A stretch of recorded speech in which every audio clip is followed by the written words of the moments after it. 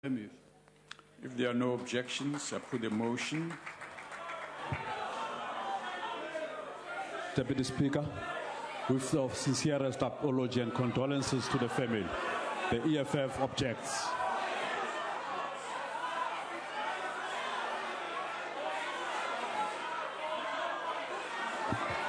On order. Point of order. Honorable members. Floyd, you're out of order. Order, honorable members. Honorable members. Honorable Maimani. Honorable Maimani, please take your seat. No, take your seat, honorable member. Be orderly. No, take your seat, honorable member. Please take your seat, honorable members. Let's proceed. Yes, honorable member. I was raising on a point of order. What's your point of order, honorable member? The point of order is that the DA must not do that to. That's not a point of order. Tonga, Floyd! Hey, Floyd! Tonga! Honorable Shivambo. Tonga, nonsense yourself! That's wrong! That's nonsense! Honorable Shivambo, take your seat. That's nonsense even yourself! That's wrong! We're not scared of you! Order. Floyd, order. that's nonsense! Floyd, Order. that's nonsense! Honorable members, Honorable Banga, take your seats.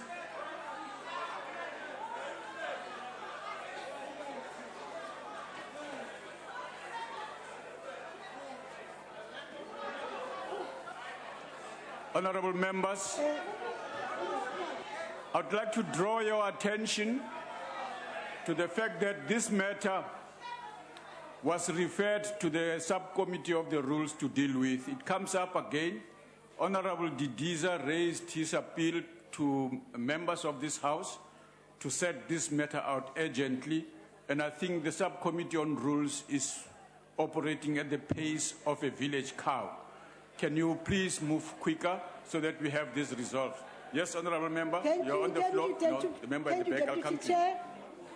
I move without notice on behalf of United Democratic Movement that the House notes that Sunette Fedyun, a 31-year-old javelin thrower who represented South Africa in the 2015 IAF Athletes in Beijing, has won a bronze medal during the finals on Sunday. Further notes that she is the only female winner from the South African team that participated in the IAF 2015 athletes held in Beijing to add medal 3 in our pocket.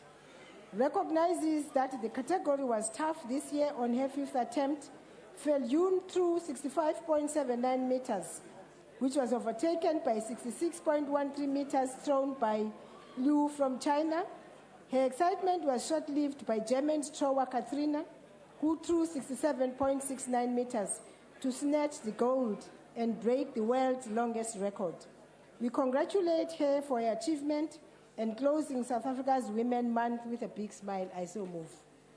If there are no objections, I put the motion. Deputy Speaker, we congratulate, but the EFF objects. Yes, honorable member. Thank you very much, Deputy Speaker. I rise on behalf of the EFF to move without notice that the House note that Mr. Lekgasomolo was traveling from Gauteng to Limpopo province in Zebediel, Mokopong village, when a taxi driver by the name of Vose Lekgwabe asked him this: Gobaneng wa apere diaparo tsa setlaela se Julius Malema? Mr. Molo then replied that it was his right to wear as he pleases. Further note that the assailant started assaulting the victim in front of his colleagues and passengers and left the victim unconscious. Acknowledge that Mr. Molo's uncle opened a case of assault and grievous bodily harm at Makhatle Satellite Office, and the police visited him at Polokwane Provincial Hospital. Further note that the police promised to visit him at home because his conditions was very bad and Mr. Lekgaso could have died. Mr. Molo believes that his ancestors protected him, expressed shock and disgust by the conduct of Captain Sekotlong, who withdrew the case without victims' knowledge.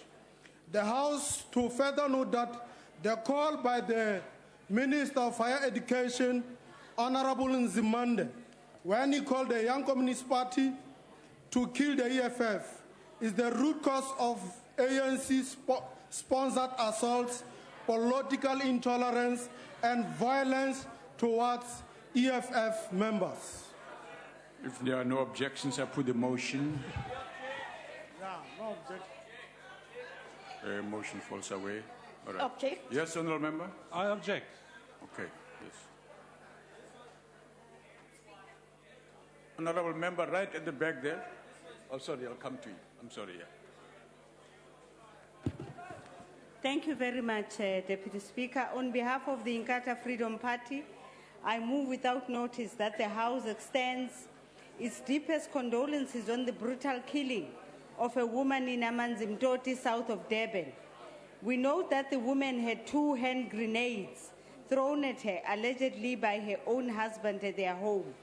We further note that this is a particularly sad and completely unacceptable. It is unacceptable that women continue to suffer domestic physical abuse. We also acknowledge that this all took place during Women's Month, whose mandate is to celebrate, empower, protect, and advance women's rights. And we call on the public and the relevant authorities to be of assistance in the apprehension of the perpetrator, who is still at large. Thank you. If there are no objections, I put the motion. Honorable Deputy Speaker, we send condolences, but we object.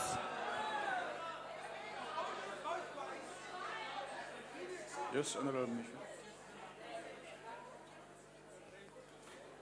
Deputy Speaker, on behalf of the ACDP, I move without notice that the House notes with concern that a municipal official received a 5-year suspended sentence for the abduction and rape of a 14-year-old girl in Makwasi Township because he pleaded guilty to the charge. Further notes that the perpetrator has been behind bars since October last year for setting an ANC councillor's house alight and still gets paid his monthly salary.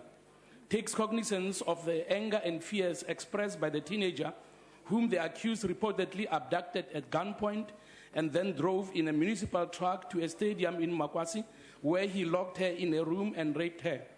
Regrets that despite the efforts of Childline Northwest, who sought the intervention of the Center for Child Law to appeal the sentence with the National Prosecuting Authority, that they are not in a position to take the matter on appeal, as appeals in criminal matters are at the discretion and behest of the prosecution. Therefore calls on the state to appeal the conviction and sentence imposed on this municipal official who failed to be a good example to the community. Move. If there are no objections, I put the motion. Object. Objection. Yes, Honourable Member. Thank you, Honourable Speaker. A motion on the death of 35 bus passengers in the Eastern Cape.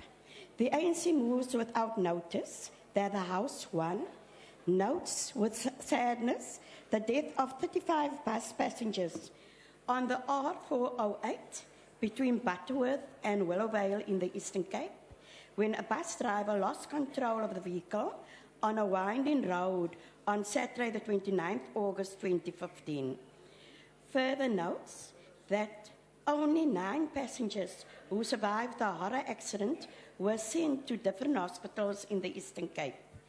Believes that the passengers were transported from a nearby rural area to the town of Butterworth when the bus fell into a cliff. Acknowledges that some of the victims were trapped inside the bus for a long time before the rescue operation started, and conveys condolences to the families of all those who died in the horrific accident and wishes the injured passengers a speedy recovery. Thank you. If there are no objections, I put the motion. Okay, motion falls away. Yes, Honourable Member. We object. Honourable Deputy Speaker, you have made the observation that the Rules Committee is working at a On a point of order, Deputy Speaker. Deputy Speaker, on a point of order. Don't interrupt another member while speaking. Take your seat. We are rising on a point of order, Deputy Speaker. He requested to speak. I allowed him to speak. You will get a chance to speak. Deputy Speaker, you made an observation that the Rules Committee is working at a snail's pace. And now all political parties in this House are represented in that committee, which is not making progress. And now we continue to use a rule which leads us to an exercise in futility. And why should these matters be on the order paper when we know that there is not going to be an outcome? We are making this House a laughing stock. Yeah. So I think that this matter should not be before this House. Honorable Muteja, as we said, please, all political parties are instructed from the chair to speed up the handling of the matter, and I would like us to go back to this. Honorable Chivambo. No, Deputy Speaker, I wanted to quickly address what was said by the member who just sat down now, that there is nothing which is against the rule which is happening in this House. Everything else that is happening in this House is as per the rules of the National Assembly. So there is nothing untoward here. We are allowed as political parties to object to motions, and if there is no unanimous concurrence on motions, they fall off. That is the practice of this House. We don't agree with the motions, and we have the right, protected by these rules, to protect and object to some of the motions that are being read here. So let us not shortcut processes. If you want to change rules, go and do it. You do it every day. You change rules for convenience purposes. Go ahead and do it. You pass the rule here that says must be assaulted, and we let you do it. Allow us to do what we're doing here. Don't impose on us things that are not as per the rules of the National Assembly. Let us abide by the rules, all of us, up until such a time that the rules have been changed. As things stand, it's so far so good. Thank you very much. Take a chance, Honourable Member. Point of order. Yes, Honourable Member. Deputy Speaker, I think it's very important to acknowledge that in a House of Parliament, there are rules that are written and there are rules that are unwritten. These form part of what is called the precedence of the House, tradition of the House. And I want to say to you, I think this House has reached probably its lowest point yet. When a single party can object to the condolence motion of a fellow member of Parliament who's passed away. So whilst we have written rules, there are also unwritten rules of human decency, compassion, and care for fellow man. And it's very clear that the nasty party has none of that. Yes. Objection. Honourable members. Point of order, Deputy Speaker. Deputy Speaker. Deputy Speaker. Honourable members. Yeah, you can clap together. You vote together. They can clap. Let them, yeah, do it. Yeah, you vote together. I will show you the middle finger if you do that. Deputy Speaker, I'm rising on a point of order. What's your point of order, sir? The Honorable Chief Whip of the DA here has actually insulted members at this side. He calls us a Nazi or a nasty party. Can you please rule on that, whether it is parliamentary or not? Otherwise, we are not going anywhere with this House today. Please. Thank you, sir. Honourable members, that's a political statement, I'm afraid. Honourable member, go ahead, please. Thank you, Honourable Deputy Speaker. I hereby move on behalf of the Democratic Alliance that this House notes one, on Wednesday, the 26th August 2015, a peace deal was signed in South Sudan, Juba, marking an end to a 20-month military conflict in South Sudan. Also note that the peace deal was signed between rebel leader and former Deputy President Riek Machar and South Sudan President Salva Kiir. Further notes that the 20-month conflict had 1.6 million people displaced, 600,000 fled to neighboring countries, 200,000 sought refuge in United Nations base, and 4.6 million face famine. 4 acknowledges that at least 7 ceasefires have been agreed to and shattered since the conflict started 20 months ago. 5 call for calm and acceptance of the peace deal and all partners to ensure that the deal's conditions are adhered to fully to ensure a long-lasting peace in South Sudan. 6 congratulates the people of Sudan and the stakeholders involved in the peace deal negotiations and wish them all success for the long, peaceful road ahead. I so move. If there are no objections, I put the motion. Speaker, no one must take these useless people serious, so we object.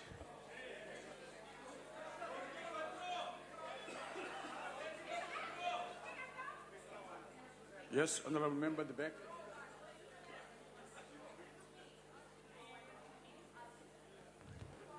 Thank you, Deputy Chair. I move without notice on behalf of the United Democratic Movement that the House notes that a 23-year-old Anaso Jobodwana, hailing from Pagamisa Township in the Eastern Cape, took on the best in the world and succeeded. Further notes that he made this history on a day after compatriot Wade van Niekerk won gold in the 400-meter final at the IAAF World Championships and shared the podium with none other than the record holder of the world, the Jamaican, Usain Bolt. Acknowledges that Jobodwana broke the South African record for the event, finishing in 19.97 seconds and securing a bronze medal. Further acknowledges that it has been 65 years since a South African athlete won an international championship sprint medal. Thanks to Van Niekerk and Jobodwana, the country now has 2. Congratulates Jobodwana for his outstanding performance that has put the country, our country, on top of the world. Further congratulates his coach and management team for a job not only well prepared for, but well executed. I so move. If there are no objections, I put the motion. We congratulate the young people, but we object. Okay. Yes, honourable member. The ANC moves without notice that the House notes with sadness the passing of Northern Cape Education MEC Griselda Boniwe Chiekela Lutsulo at the age of 45 on Thursday, 27 August 2015, after a short illness. Recalls that the comrade Zaza, as he was affectionately known, was the provincial chairperson of the ANC Women's League in Northern Cape and also served in the NEC of the Women's League.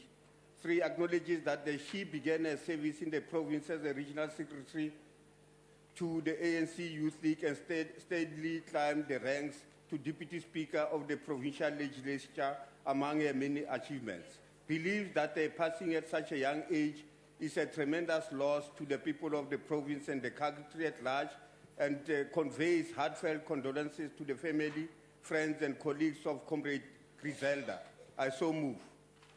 If there are no objections, There's an objection. Those are internal matters of the African National Congress. Who objects? Yes, honourable member.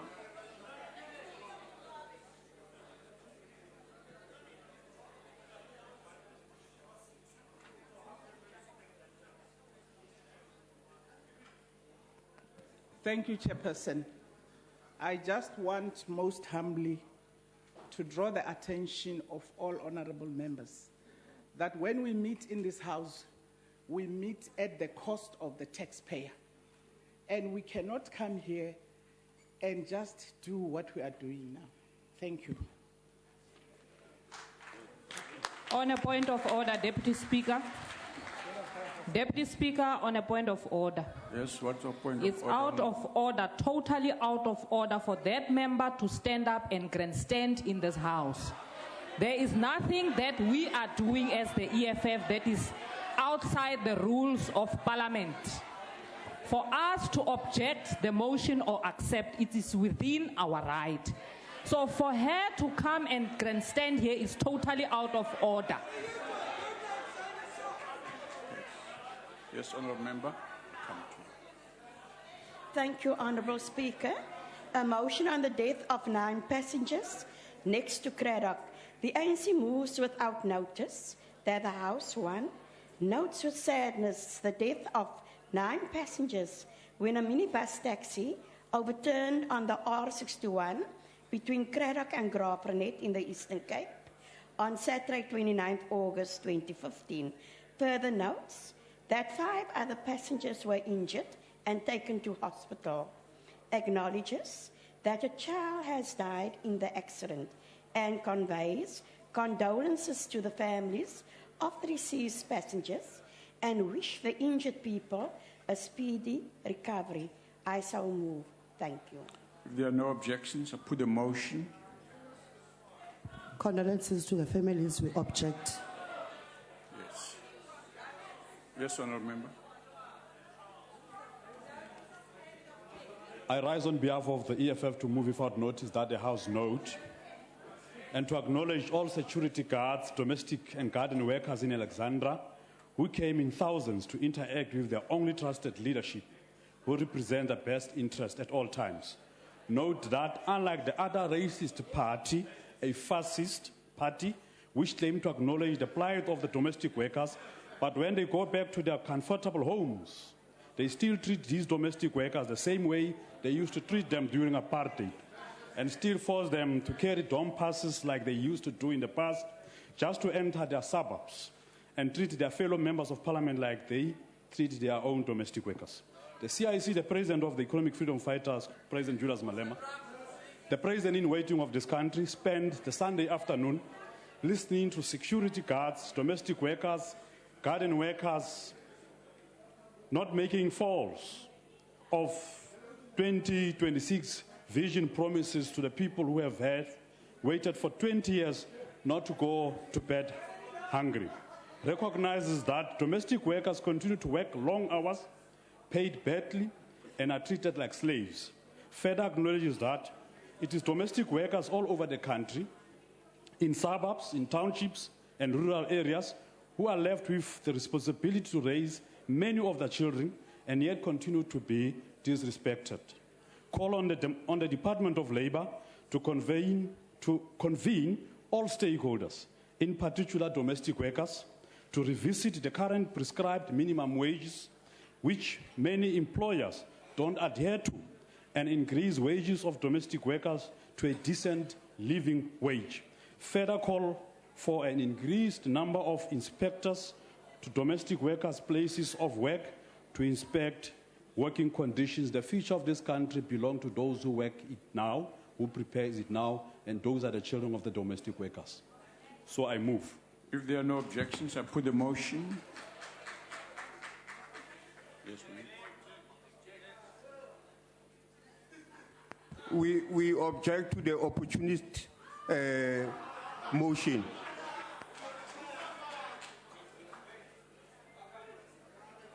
Yes, Honourable Member at the back.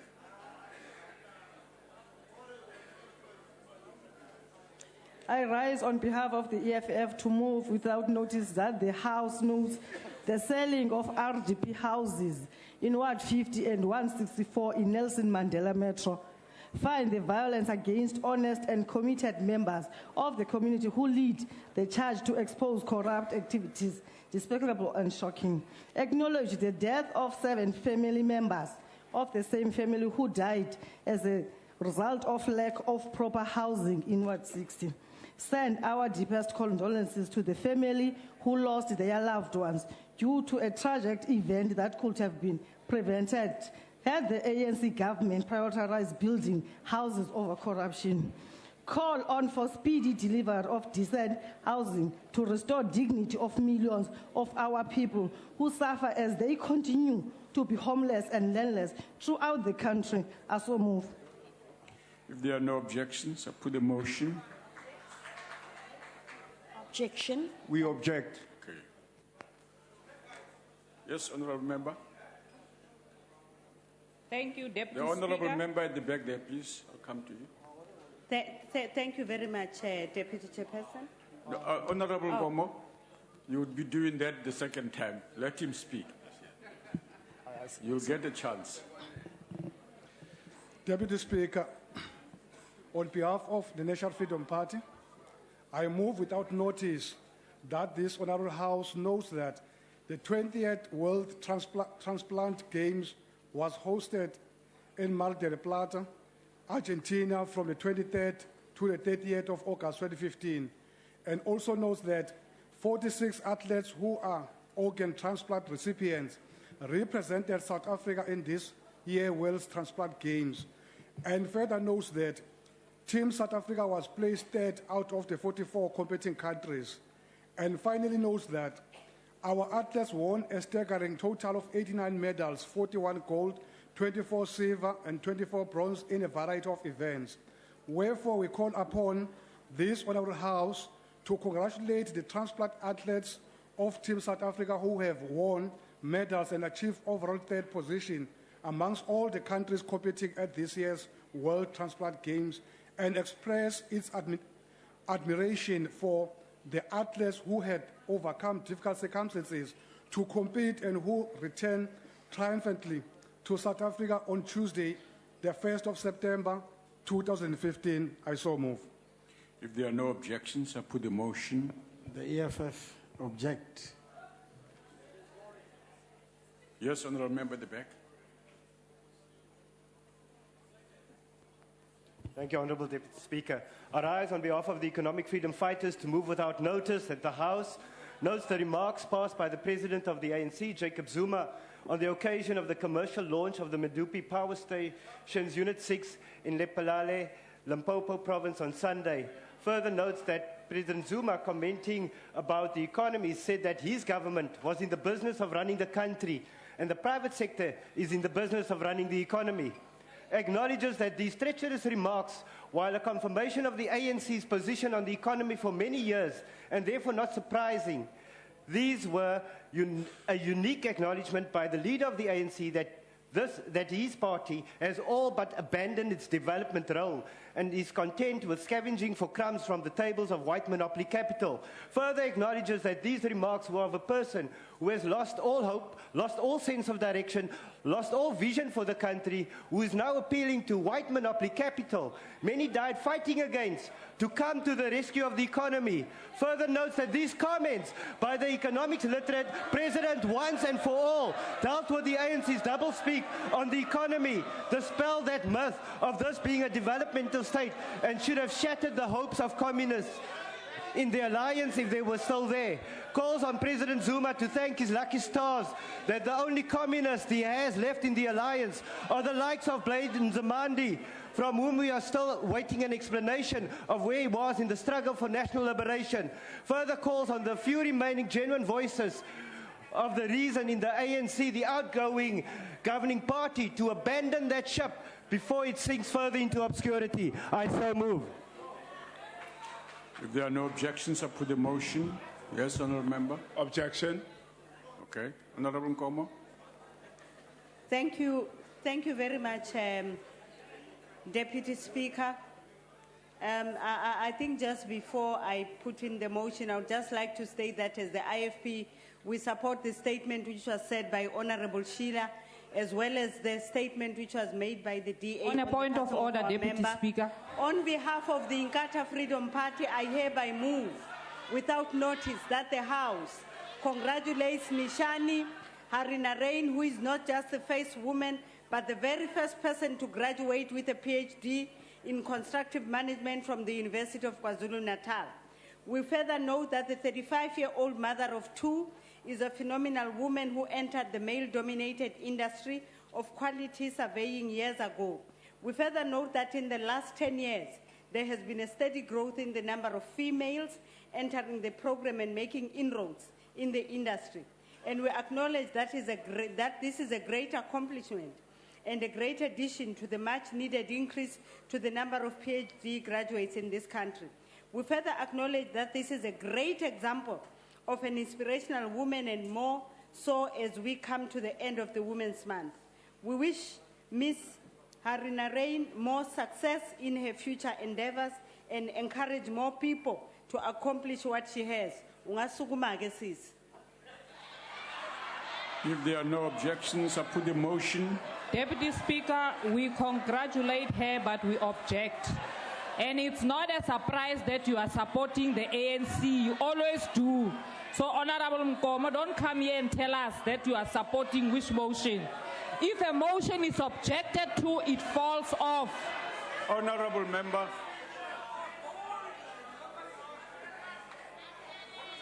Yes, Honorable Member at the back. Yes. Thank you very much, Deputy Speaker. The economic freedom fighters rise to move without notice that the House knows the EFF Students' Command contested SRC elections for the very first time since its establishment on June 16, 2015. Note on the 27th of August, the EFF Student Command contested elections in 5 of the Tshwane University of Technologies campuses across 3 provinces.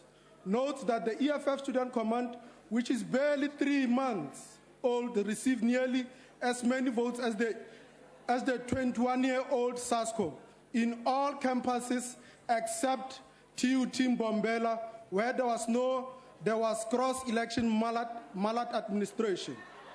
Further notes that all opposition student structures have filed for a rerun of election in TUT Mbombela, and it would be irresponsible for the institution to overlook this request. Highly condemns the physical assault of EFF Student Command leaders, the intimidation of the EFF Student Command members, the vandalism of their property, and the dirty, thuggish election tactics used by SASCO before and during and after elections.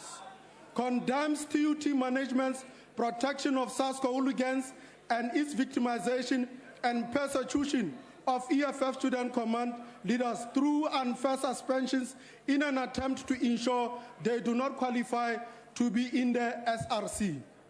Further condemns the ruling party's interference in students' politics and their draconian disregard of law, which has since trickled down to its student bodies. Further condemns how the ruling party, through management, its student bodies and campus security have turned institutions of education into mini apartheid states where draconian apartheid tactics are used to silence the opposition, including attempted murder. Declares that no one can intimidate or suspend an idea whose time has come. SASCO has long reached its sell-by date, and students have affirmed this. Further declares that the students are hungry for change. They are tired of neoliberal, anti-black education system, which is all about making profits than educating the African child. Extends its gratitude to all the students who are giving EFF Student Command a chance to lead them, and promises we won't disappoint them. Further declares that the EFF Student Command will have presidents and all other strategic portfolios in all TUT campuses. I so move. There are no objections. I put the motion. We object. Yes. Yes, Honourable Member. Thank you, Deputy Speaker. I rise on behalf of the economic freedom fighters without notice that the House notes the ongoing corruption in the Northern Cape municipalities, particularly Kgasekgonyana local municipality. Further notes that the rural development note that was loudly held up by the ANC government, which was promoted by the former President Thabo Mbeki, has collapsed. That Kgasekgonyana municipality and its twin sister Joe Morolong municipality were identified as important rural development nodes that will be piloted to showcase measures to take the poor rural communities out of hunger. Acknowledges that sadly, under the corrupt administration of President Zuma, the municipality is now serving as an ATM of corrupt ANC leaders, including the ANC Secretary of the Northern Cape Province, Zamani Saul. further acknowledges that the municipality is now infamous recipients of disclaimer audit opinions from the Auditor General for 8 years in a row, knows that the poorest people of Gasigonyana and Kuruman have been hard hit by the effects of the cadre deployment and corruption courtesy of the ANC. Further note that the municipality was systematically destroyed by the criminal intent in a form of cronyism, corruption, and cadre deployment.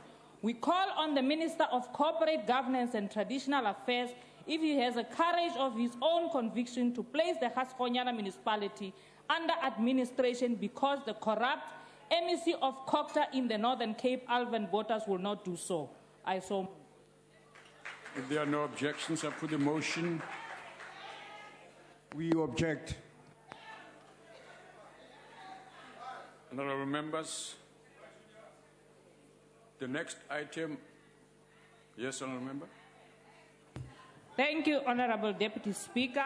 I rise on behalf of the economic freedom fighters to move without notice that the House knows the living condition of people working at the grape farms in Kakamas in the Northern Cape province.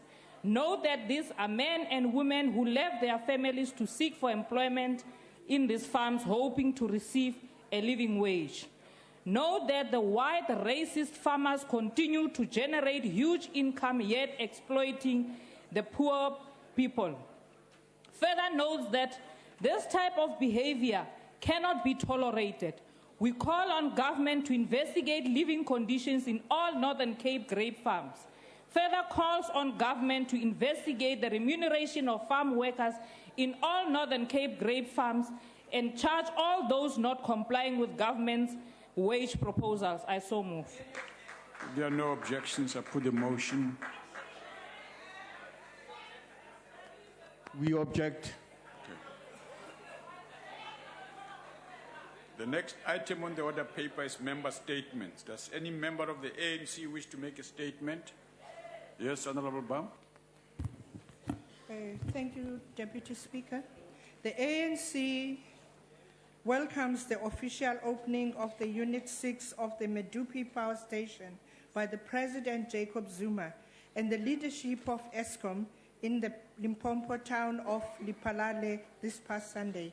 This is a significant step in our efforts to ensure that the country has sufficient energy sources to meet the demand and supply to all households and stakeholders in the economy. The unit was first synchronized to the national grid on 2 March 2015, and it will now provide an additional 795 megawatts to our national grid. This will assist Eskom not to resort to load shedding when faced with high electricity demands. We applaud the government and the leadership of Eskom for delivering Unit 6 of Medupi, and we call on them to continue working to ensure that the entire power comes on full stream in 2019 as planned. Siyakuba. Yeah. Deputy Speaker, the Democratic Alliance is shocked by the behavior of the EFF Alliance students at the Elsenburg Agricultural College today. Yesterday, the students put locks on the doors of the classrooms and stopped other students from entering the breakfast rooms. Today, these same students arrived at the college armed with shamboks, and a fight broke out at the campus. We received a complaint by one of the students that were hit with a shambok this morning. We respect students' rights to protest about language policies and other issues, but this thuggish behavior must be condemned in the strongest terms. Thank you. EFF.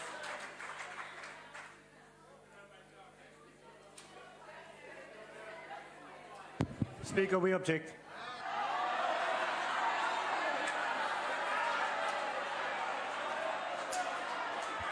Deputy Speaker.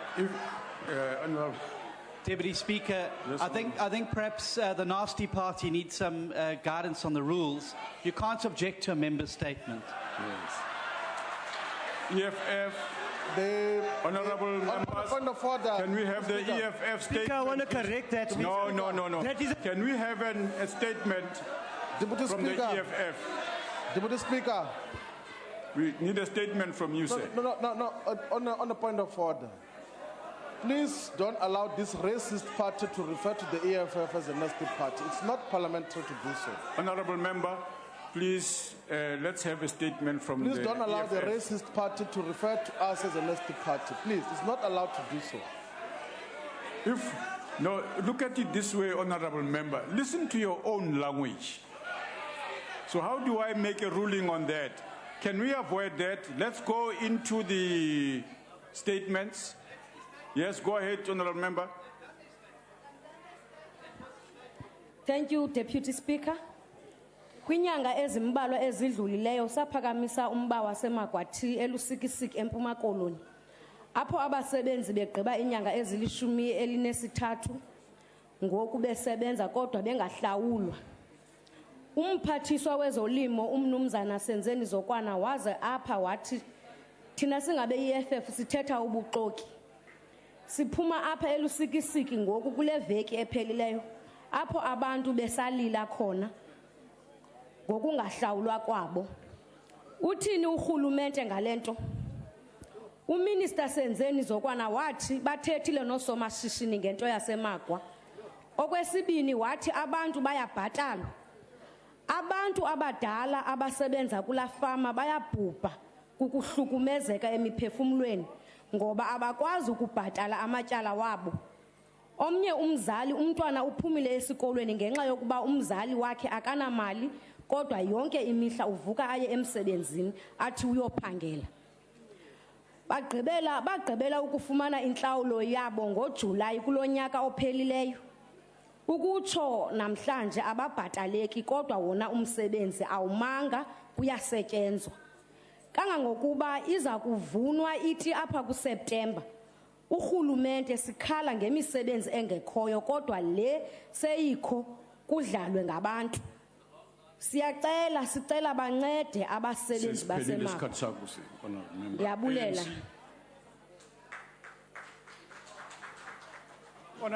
Honorable Deputy Speaker, the ANC welcomes the development and service delivery at Ndwedwe in KwaZulu-Natal. Sikhuluma nje manje kunezindlu ezakhiwa uhulumeni eziyinkulungwane ezinhlanu. Kulezi zindlu eziyinkulungwane ezinhlanu eziyinkulungwane ezimbili namashumi amane seziphelile. Makhulu ayisishiyagalombili seziya ekupheleni. Siyaqinisekisa futhi ukuthi isabelo sezimali salezindlu ezisasele sikhona. Kanti nezindlu zangasese ziyakhiwa kuleya ndawo. Ngikhuluma nje umkhandlu weLembe sewuthe uzongeza izindlu zangasese eziyinkulungwane ngoba baningi abantu abafikayo kule ndawo yaseNdwedwe bezokwakha khona. Futhi kulesikhathi sekwakhiwe isiteshi sagesi laphana eNdwedwe ngo-2013 ugesi ubulokhu uqhubeka ufakwa. Ngikhuluma nje manje ugesi ufakwa emawadini uWard 6, uWard 10, uWard 11, 12, 13 kanye noWard 15. Kanti futhi nemigaqo liyafakwa itiyela lapha endaweni yaseNdwedwe. uP100, uP712 noP14 ufakwa itiyela. Kanti kunamabridge amabili umcathu nomona akhiwayo futhi kuleya ndawo. Sesiphelile isikhathi sakho. Siyabonga. I agree. Thank you, Deputy Speaker. High port charters in respect of the export of value-added goods, compounded by serious inefficiency in rail and airport freight logistics, are hurting our export industry. The cost of export of value-added tradable goods has for some time been higher than both the cost of export of primary commodities and the import of tradable goods. It's common knowledge that South Africa's port charters are amongst the highest in the world. The regulator recently found tariffs for the port of Durban, for example, to be 874% above the global average in respect of container handling fees. Transnet Port Authority has also recently called for a tariff hike to fund its 2.4 billion capital expenditure plan and further 57 billion to expand its port terminals. Astronomically high tariffs do not foster growth in an already struggling economy. What does the Minister intend doing to assist export-driven business in South Africa? I thank you. Thank you. FF Plus.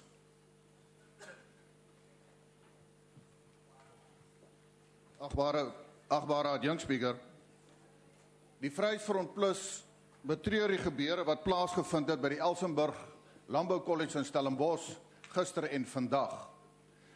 Dit was gister deur die hoofse kantoor mondelings direk aan my verseker dat die veiligheid van die dosente en studente gewaarborg sal word. Met die gebeure van vanoggend is dit baie duidelik dat hulle nie in staat is om hulle veiligheid te beskerm nie. Dit nadat daar studente opgedaag het in rooi oorpakke en sambokke en medestudente aangerand, geslaan en aangeval het. Ons doen 'n beroep op die provinsiale sowel as die nasionale regering omdat hulle teleurgestel het om nie betyds op te tree om die probleem by Elsenburg College op te los nie, om daadwerklik op te tree en die konflikte ontlont, sowel as die minister van polisie, om in te gryp en doodseker te maak dat mense se veiligheid gewaarborg word. Ons doen ook 'n beroep op die bestuur van die Elsenburg College om sodanig op te tree om ongemagtigde studente die kampus te weier en saam te werk met die polisie, want dit is die grondwetlike reg van enige student en dosent en enige individu om beskerm te word en dat hulle veiligheid nie bedreig word nie. Ek dank. ANC. Thank you, Deputy Speaker. The ANC government's 9-point plan can arrest the economic slowdown and increase growth by 1% to 3% over the next 3 years.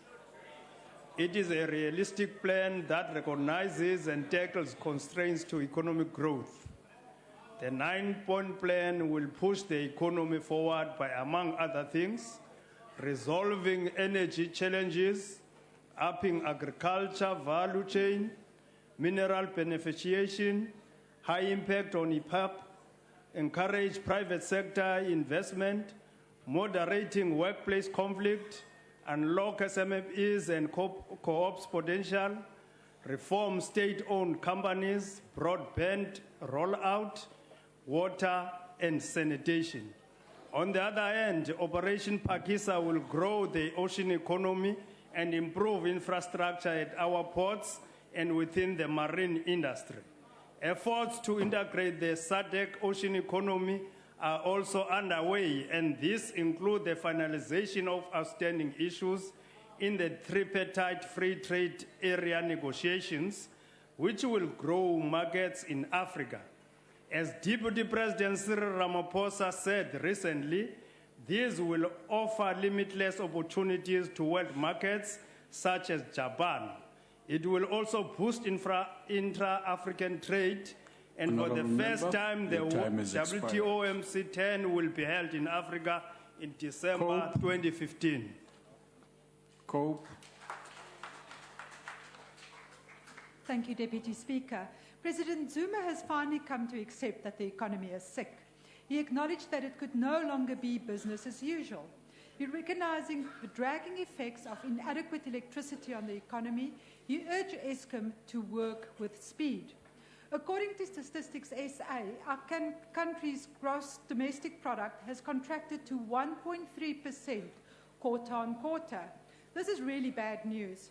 Cope wonders whether President Zuma had consulted Minister Nzimande, Patel and Davies before declaring that it was business responsibility to run the economy. The function of a government, he said, was to run the country. Will the ministers endorse the above statement without any equivocation?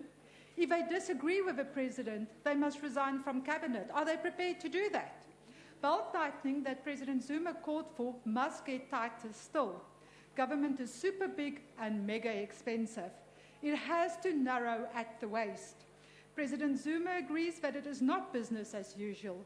We wait to see how We're going to remove binding economic constraints, support business growth, motivate consumer confidence, revitalize agriculture, resuscitate industrialization, and tremendously boost small businesses. Will the government take the bit of medicine it knows it has to take? We'll wait and see. Thank you. ANC. Thank you, Honourable Deputy Speaker. The ANC welcomes the decision of Trade and Industry Minister Rob Davies to approve the 10% duty on certain steel products that are currently pouring into South Africa duty-free. This has been linked to no further retrenchments of workers in these lines during the next 3 years. The ANC government is committed to developing an enabling environment that will retain workers and combat retrenchments. The approval of Minister Davies follows the recommendation of the International Trade Administration Commission, who proposed a duty on several of these products. The increase also requires that ArcelorMittal South Africa invest an additional 250 million in its colour line, and that Safel Steel invest an additional 300 million in its metal coating line by 2017. However, ITAC will also conduct a review of the duty structure to determine its impact on the industry value chain 3 years from the date of the duty implementation.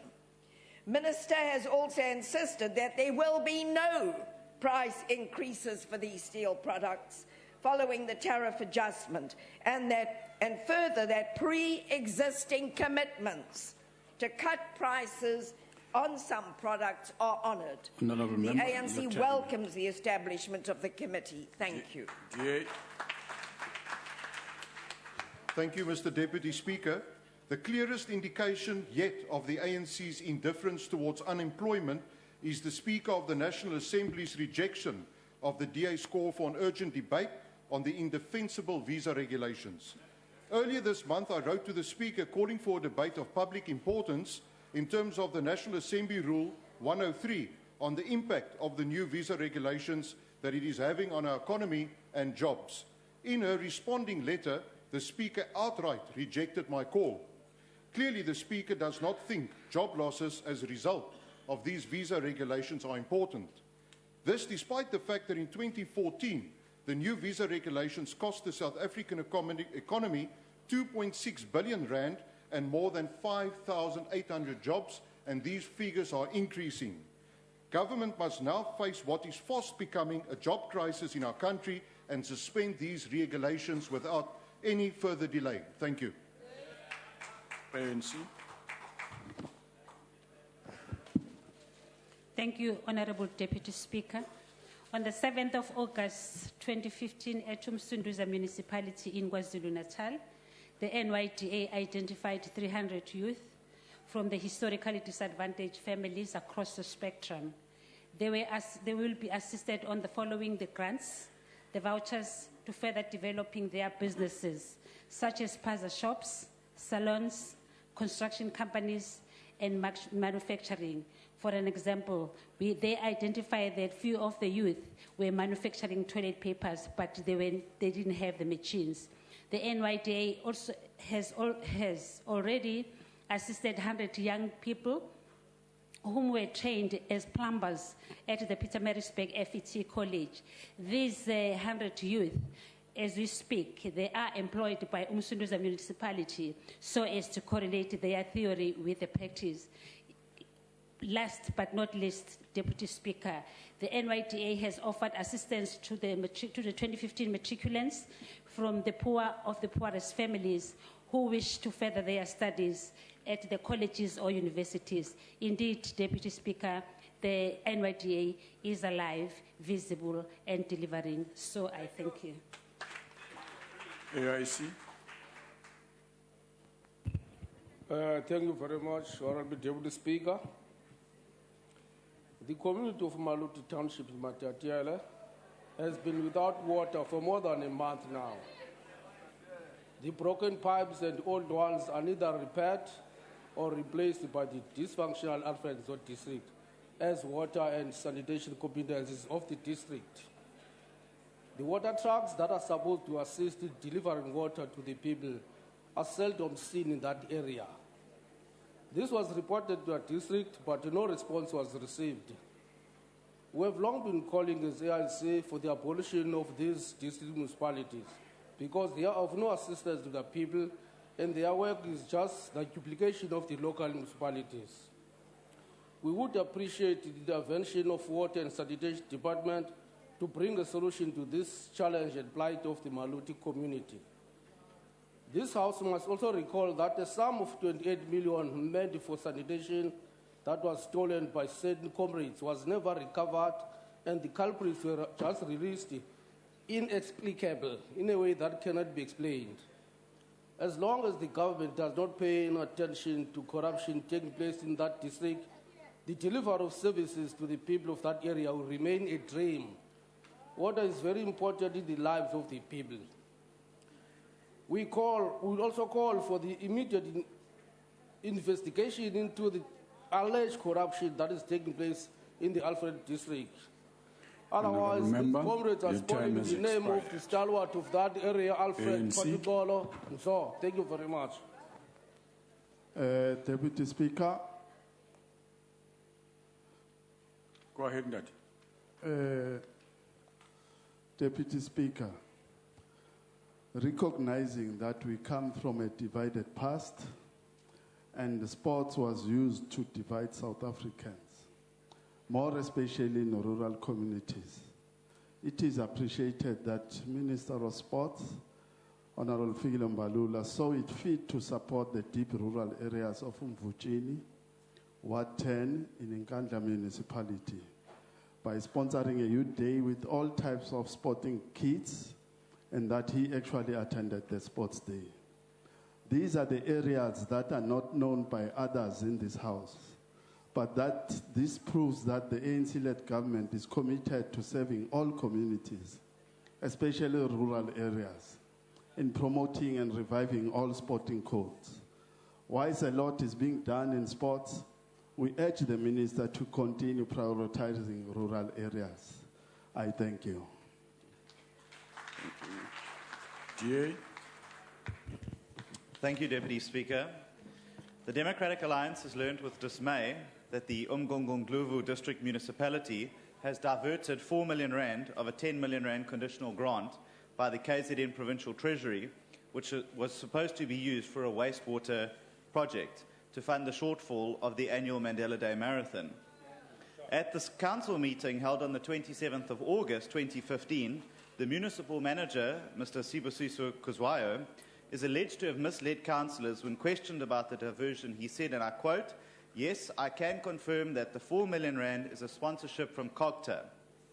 This, Deputy Speaker, is factually untrue, as COGTA had earlier in the year indicated to the municipality that it would no longer be funding the event due to it being outside of its core function. The municipality has been plagued by water shortages and droughts of late, and to divert a conditional grant, which is meant to be used to improve the lives of rural residents, is totally unacceptable and in contravention of Treasury regulations. The Mayor, Municipal Manager and ANC councillors must be held accountable for their actions. The DA fully supports the Mandela Day Marathon, however, it cannot be at the expense of improving the lives of rural residents and good governance. Minister Gordhan must get to the bottom of the scandal and ensure that those that push the diversion through are sanctioned and that the wastewater project is brought back online to service the needs of residents. ANC. Thank you, Deputy Speaker. The ANC welcomed the launch of the 2015 Apply Now CARETA Career Guidance Campaign at the University of Johannesburg by the Department of Higher Education and Training. The event was held at the Gloria Sekwena Gate of the university, which is named after the late parent who lost her life during a stampede in January 2012. The campaign is aimed at encouraging learners, especially those who are grade 12, to take action and apply on time for admission at post-school learning institutions. The campaign brings together two components, which is the Apply Now and career guidance and counseling campaign because a learner cannot be in a position to apply early if he or she has not chosen a correct career path. The ANC believes that the campaign will go a long way in the curbing late registrations, walk-in and long queues, which can cause deadly accidents and witnessed in 2012. We urge our grade 12 learners to heed the call and apply on time for the 2016 academic year. Mushumo Chabadiatla, thank you. Honourable members, that concludes member statements. I'm sure there are ministerial responses. Who would like to start? Honourable Davies. Thank you, Deputy Speaker. Deputy Speaker, I want to respond to the statement by the Honourable Fabs, the Honourable Kalako, and to some extent the Honourable Carter. Let me just say that I think it's very important that we understand that our country is confronting a serious economic situation to a very large extent created right now by the latest wave of the global economic crisis, which, if we don't understand that it has been with us since 2008, but that its drivers have been shifting, its epicenters have been shifting, and that right now the most important impact on us is the decisive end of the commodity super cycle, meaning a fall in mineral prices, and also a glut of global steel. That latter part, the glut of global steel, poses a very serious threat to the future of steel manufacturing in South Africa. It's something which I don't think we can take lightly. We could have the possibility of us exiting the production of steel in this economy. For a long time, we have seen problems in the pricing of steel products, and so the tariff which the Honourable Fabs referred to is one where we are seeking to provide short-term relief to the industry. It's not the only thing that we're doing to try to improve the performance of the industry, but we've set it against conditionalities, and those conditionalities mean that they will not be able, as a result of the tariff, to raise the prices by the amount equivalent to the tariff, and if they do so, there's a series of checks and requirements that will be met to counter this. But I must say that I think that the attitude of the negotiations with the steel producers is much better than it is now, and that points to the need for us to act to address urgent challenges while at the same time continuing to make progress on the long-term structural transformations of the economy, moving it up the value chain. I believe that the Honourable Kalaku's summation of the 9-point plan shows that's the direction we're moving in, that we are making progress. The Honourable Chance made a notice of motion, which I think the tone of which was that he was about to oppose the tariff increase on the steel products. I would invite him to stand up before thousands of workers in the steel industry and say that the DA does not care about their jobs, is happy to see them go down the tube, and to tell the entities, the steel manufacturers in this country, they're suddenly indifferent. Thank you. Honourable Zokwana.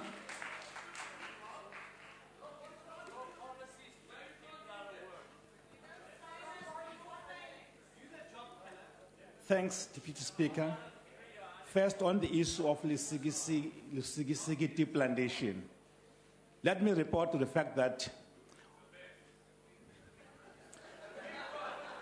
we have had a meeting on the 6th of August with all the traditional leaders in Johannesburg, looking not only at the fate of the tea plantations, which are facing a problem due to markets, but we're looking at how we can make sure that use agriculture to make sure that agriculture is improved in those areas. Present in that meeting were almost all the kings of the Pondo Nation. A team is going down to the Eastern Cape to ensure that the process taken through to make sure that we change that. As I speak, the Magwa tea plantation will be transformed. 200 hectares of that tea plantation will be changed into avocado because of the need global of avocado plantation. Is a decision not reached with EFF, it is reached with communities and kings. We don't need a permission from EFF to decide what we do going forward. We are convinced what we're doing is correct. What we're doing is going to make sure that there are changes. The people of that area has been engaged. But more than that, I hope that the honourable member will do her research to know that it is CDC that is currently controlling those deep plantations, a matter we're dealing with, so that they fall under our department. We're not trying to avoid to take care of the issues involved. We have met the people in that area. We have got programs to deal with it. On the issue of Stellenbosch, I think that we need to agree here that it is the right of student organizations to put forward their demands, to march and do everything, but to lock the buildings, prevent other students from studying, to even beat others, cannot form part of what we understand to the right to march. Thank you, Honorable Minister. Your time has expired. Honorable Madana. Honorable Manana. Well, thank you very much, Honorable Deputy Speaker. Indeed, Deputy Speaker, we condemn on any form of violence happening at all our institutions of higher learning. We call upon all members of the higher education community to treat one another with respect and conduct difficult and painful debates in a humane and constructive manner. However, the Stellenbosch University must now work on the culture and attitudes of the whole of its community and constituency, as everyone must be treated equally and have a fulfilling experience at the university. Honorable Deputy Speaker, indeed, the Apply Now campaign has been a resounding success. Siyabonga ukuthi niyawubona umsebenzi, Honorable Nkadimeng. We launched the campaign in 2012 following the unfortunate incident that happened at the University of Johannesburg. And since then, we have managed to successfully reduce the long queues at our institutions of higher learning, and walk-ins have been minimized at all our institutions of higher learning. Thank you very much, Honorable Deputy Speaker. Thank you. I support the African National Congress. Thank you. Thank you very much, Honorable Speaker. I just want to say to Honorable Carter that you must note that from 2010 up to 2015, globally, we have been having a drop in terms of growth. And the leadership of South Africa through its national growth, national development plan, through its national growth path, and the present 9 points, is the one that has shown that there is resilient and a vibrant leadership to avoid us getting into a recession. And you must note, if we were to note and read properly in terms of the various contributions of the different countries, you would have noted that all countries, most of the advanced countries, have revised down their growth from 40% to... Honorable Deputy Minister, please hold on. Yes, Honorable Member. Is that a Deputy Minister? No, take your seat, man. Don't joke. Okay. Do your work, Honorable Member.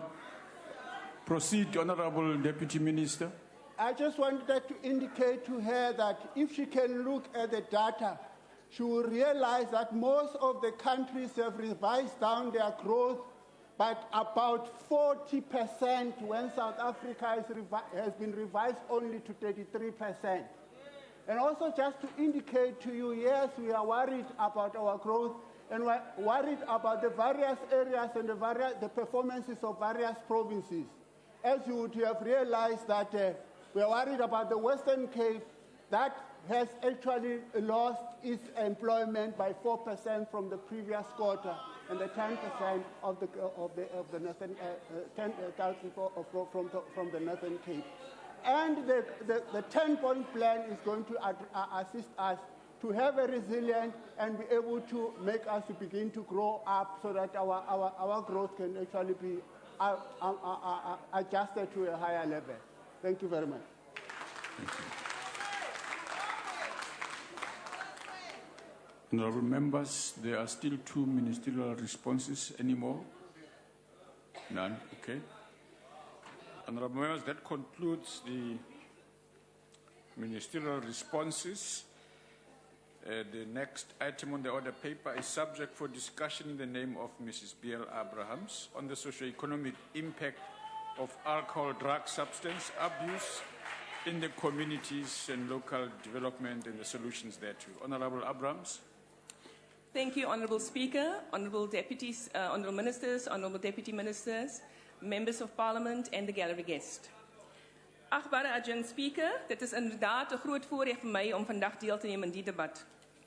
Open quote, socio-economic impact of alcohol, drugs and substance abuse in our communities and on local development and their solutions thereto, close quote.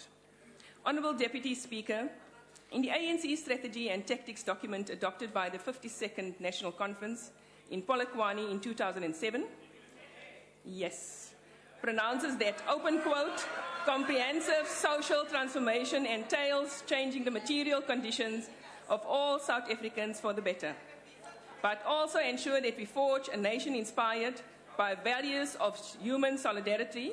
It is the combination of these factors that describe the civilization of national democracy that the ANC seeks to build.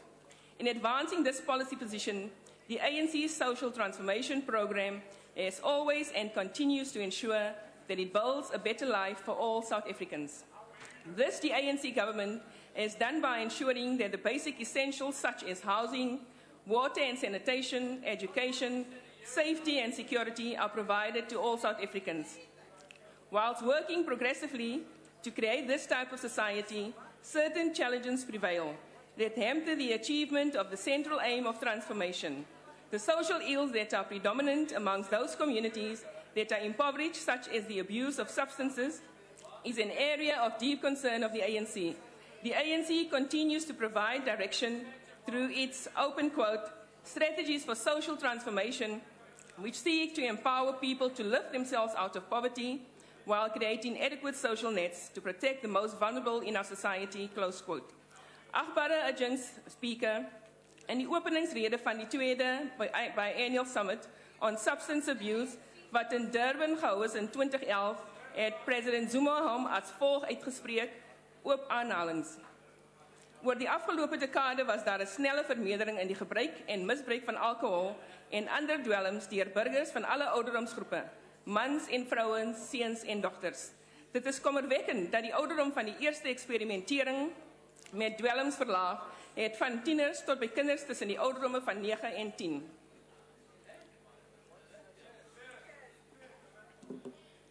The ANC has continuously committed itself and its government to mobilize communities around the Healthy Lifestyle campaign, including the anti-tobacco campaign and the campaign against alcohol and substance abuse. This is because, as it notes, that alcohol and drug abuse are, open quote, twin scourges that impact negatively on all aspects of South African society. Hence, amongst its intervention, the ANC government established an interministerial committee to develop and implement a campaign to reduce the impact of alcohol abuse and drug use, close quote. The ANC has and will continue to work with communities to make a neighborhood safer. Honorable Abrams, please take your seat. Would you ask the Honorable Abrams if she would take a question? Absolutely not. Especially through strengthening the anti-crime awareness and introducing stronger legislation to combat substance abuse.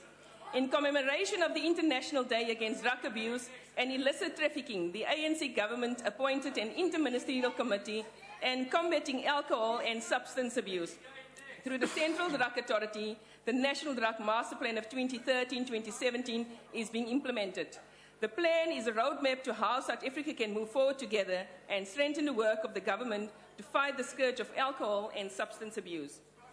On the 21st of August 2015, President Zuma and a delegation of ministers and deputy ministers visited Eersterus to intervene in the scourge of substance abuse and the social ills that is rife in the community. Imbizos was held where the delegation interacted with the community and resolved on programs of action. It shows, Honourable Deputy Speaker, working together you can do more. The city of Tshwane has registered 1,024 indigenous families from the community of Eersterus who are receiving free basic services, and during the roadshow held in July, the city also assisted in a further 187 families who needed urgent intervention. The NYDA will open an office in Eersterus before the end of November this year to provide information to young people about education, career, employment, and economic opportunities. The NYDA, working together with the city of Tshwane and the Gauteng province, plans to implement a youth build infrastructure development program in Eersteris, whereby 100 young people from this community will build 100 houses to address the housing shortage. The 100 young people will be trained in housing, building, plumbing, etc. Honourable Speaker, 69 crime intelligence operations have been conducted so far in the area and have led to the arrest of 55 alleged drug dealers. Police are working with community-based anti-crime organizations and security cluster partners in conducting awareness campaigns against drugs and crime in general in the area, as well as other operations such as school campaigns through police visibility, stop and search operations and other initiatives. The majority of individuals who are vulnerable to drug abuse are the youth. The ANC government in the recently drafted National Youth Policy of 2020 notes that, open quote, the youth are unduly burdened with all key social challenges, including unemployment, substance abuse, and HIV and AIDS prevalence. The work of the President Youth Working Group will be taken forward through 5 work streams to promote our goal of achieving economic freedom. These are 1, economic participation and transformation, education skills and second chances, healthcare and combating substance abuse, and 4, nation building and social cohesion, building effective and responsive youth development institutions, close quote. Honourable Deputy Speaker, the local drug action committee are key components of the NDMP that operate at a local level with and amongst the people. The LDECs are responsible for combating substance abuse at a local level. The mayor of each municipality, of which there are at present 238, must establish a local drug action committee consisting of interested persons and organizations dealing with the combating of substance abuse. By June 2013, 215 LDECs were active with the community participants throughout the country, ensuring that communities manage their own preventative work at a local level. All provincial substance abuse forums and active LDECs continue to carry out substance awareness. As the ANC moves South Africa forward in the fight against the scourge of substance abuse, the ANC in government will, 1, strengthen the Central Drug Authority to enable it effectively to implement and monitor the Prevention and Treatment for Substance Abuse Act and the implementation of the National Drug Master Plan, which is due for review in 2015-16, solidify the preparations of the 3rd biennial Anti-Substance Abuse Summit, which will be held in February 2016, strengthen the implementation of the provincial drug master plans, and support the effective functioning of local drug committees. In conclusion, Honourable Deputy Speaker, this is not a one-person challenge, but I believe working together as public representatives in collaboration with government and our communities, we can be the scourge of alcohol, drugs, and substance abuse in our communities. Together we can, and yes, we will fight this, and we will have a healthier and better South Africa. Thank you. Thank you, Honourable Member. Honourable Kopani.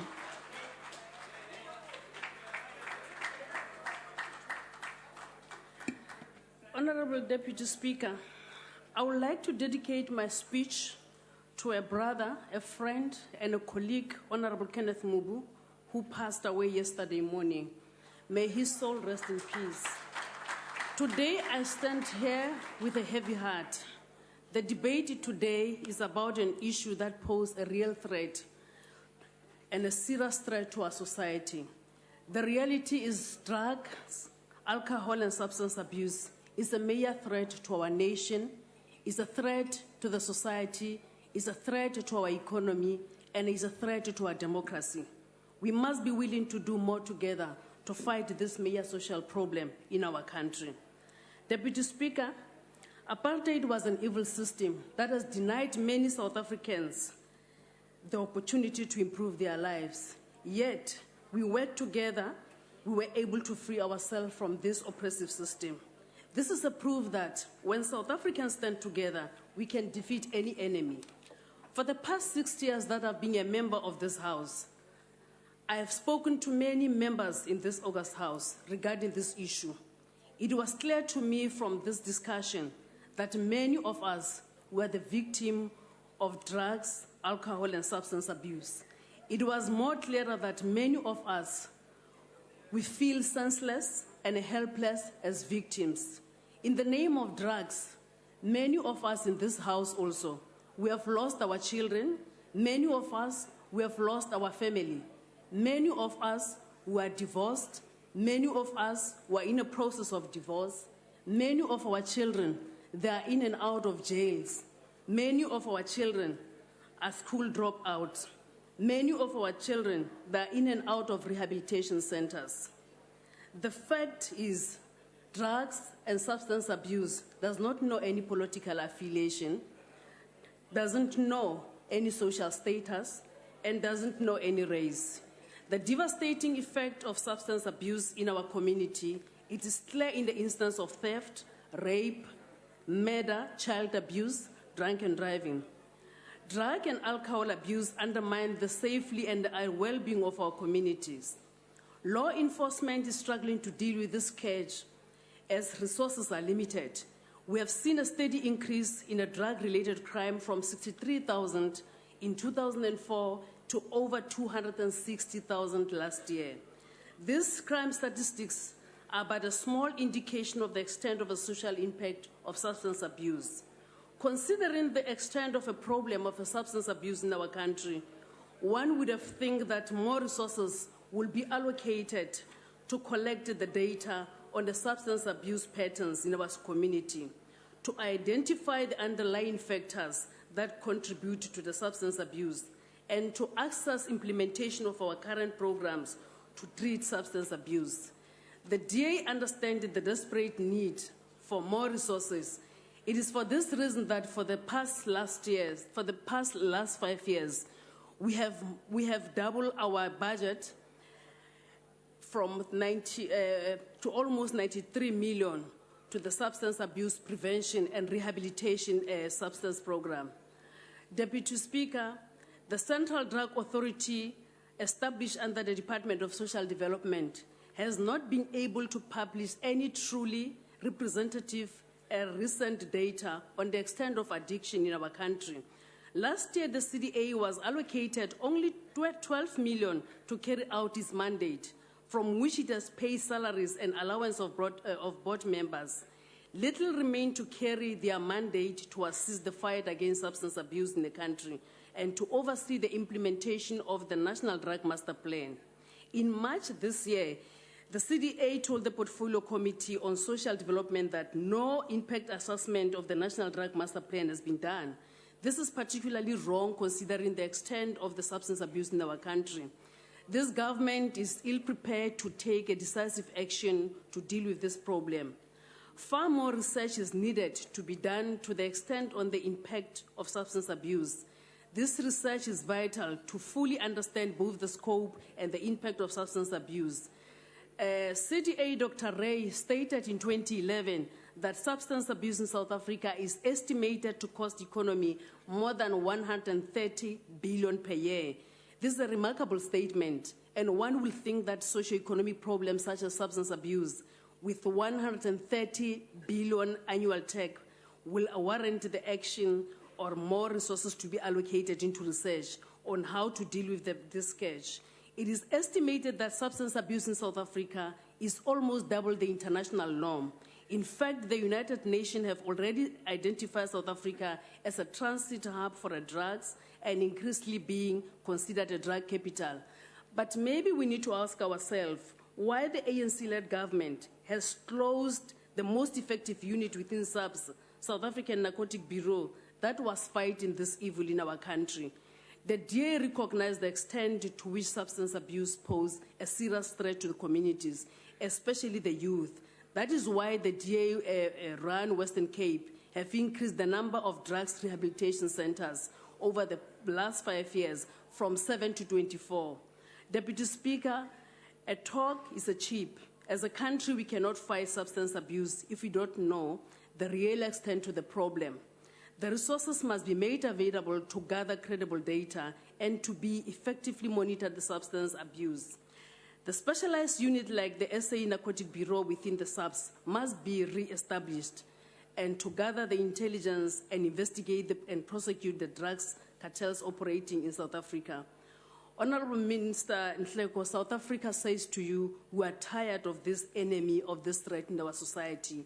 We need to make the resources available to fund the rehabilitation centers, the drugs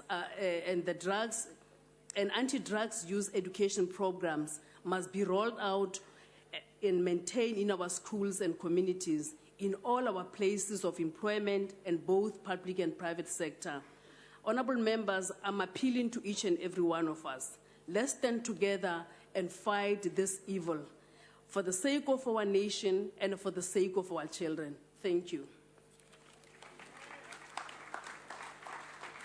Honorable Matthias. Deputy Speaker, for as long as the economy of this country remains in the hands of Oppenheimer, of the Rupert and the Ilse, the debate on alcohol and substance abuse will forever remain with us. And this is reflected in the manner in which ministers and members of this House go out and make statements reckless that EFF members should be killed when they are high on something, on alcohol. And the next day they turn up and say, no, that was a figure of speech. The figure of speech is a food. And this is the extent to which how alcohol abuse is serious in this country. Members of this House make irresponsible statements because of that. Often we have had this subject of the impact of alcohol, drugs and substance abuse in communities as we debated today, always focusing on misguided and misplaced areas and the source of the problem. The tax paid by alcohol and tobacco industry combined through turnover tax, pay as you earn, and all other forms of tax does not even begin to make a fraction of the expenditure by government to mitigate the impact of alcohol, drugs and substance abuse. According to a review of the taxation of alcohol beverages in South Africa by the National Treasury, based on conservative estimates, national and provincial governments allocated more than 17 billion to deal with direct consequences of alcohol abuse. Honorable Deputy Speaker, only 890 million of revenue collected from these industries is just under 5% of the cost of the fight against alcohol and substance abuse. Alcohol abuse is the third largest contribution to death and disability. The main reason for many of work-related injuries and increased absenteeism as well as employees' high turnover. Yet we talk about abuse of alcohol without reflecting on the industry itself. It is a fact that alcohol and drugs industry is a killing industry. And until society starts viewing it that way, talk about it that way, the impact caused by alcohol and drugs abuse will continue to be appalling. And for the ANC government to think they can deal with alcohol, drugs and substance abuse by holding shebeen owners responsible for actions of people they sell alcohol to highlights lack of insight by government in addressing the problem confronting our society.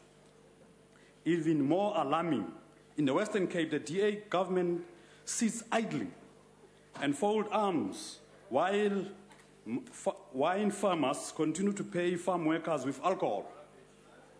More fundamentally, alcohol abuse is directly linked to economic apartheid. For as long as the economy of this country is untransformed, for as long as it remains in the hands of the few, for as long as the economy and the commanding heights of this country are not nationalized, we'll forever sit with the problem of alcohol and substance abuse. People with no access to economic opportunities and who are predominantly black are the most affected by alcohol abuse, while white people who are the owners of this industry continue to benefit from the misery of black people. The solution to the socio-economic impact of alcohol, drugs and substance abuse is to vote out the ANC out of power and replacing it with the militant, radical and socialist protest movement, the economic freedom fighters. For as long as the economy of this country is shared between your time has expired. The black capitalists who are emerging and their friends overseas will forever debate this matter today. Don't leave the spirit of the economic freedom fighters, don't leave.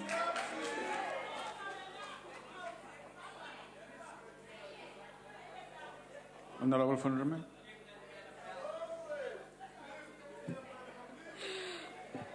Thank you very much, Honourable Deputy Speaker. We stand today as a nation at a moral crossroads. Drug abuse in South Africa is twice the global average, In alcohol consumption, we are among the top 10 nations in the world. This is not a hidden social evil. Daily, our newspapers carry the individual stories that represent what is happening in our families and our community at large. We know about the woman who is forced to use her social grant to buy her husband's fix while her children go hungry. We know about the neglected babies whose mothers are under the influence of alcohol and the men who sell their children to sexual predators for drugs. We know that drug lords are often alerted before police raids and that some officers are drug dealers and users themselves.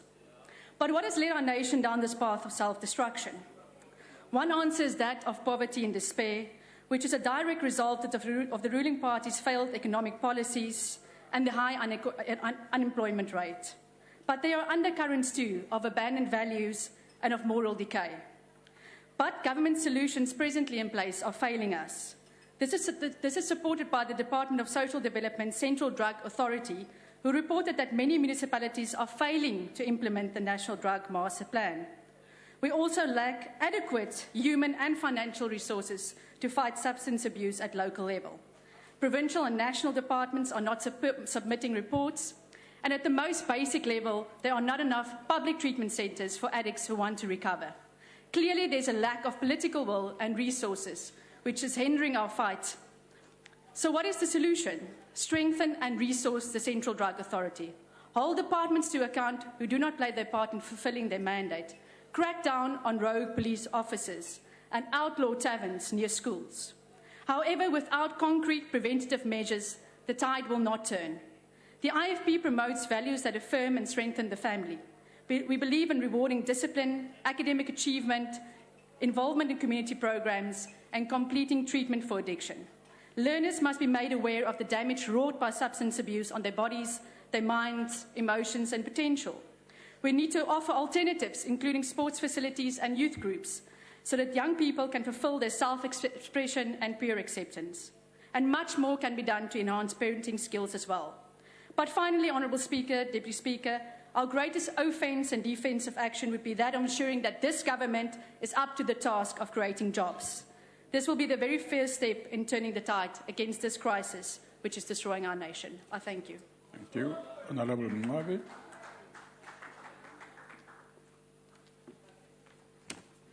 Honourable Deputy Speaker, honourable members, alcohol, drugs and substance abuse is the single most dangerous threat to the social fabric of South Africa, having a devastating effect on individuals, families, communities, and society as a whole.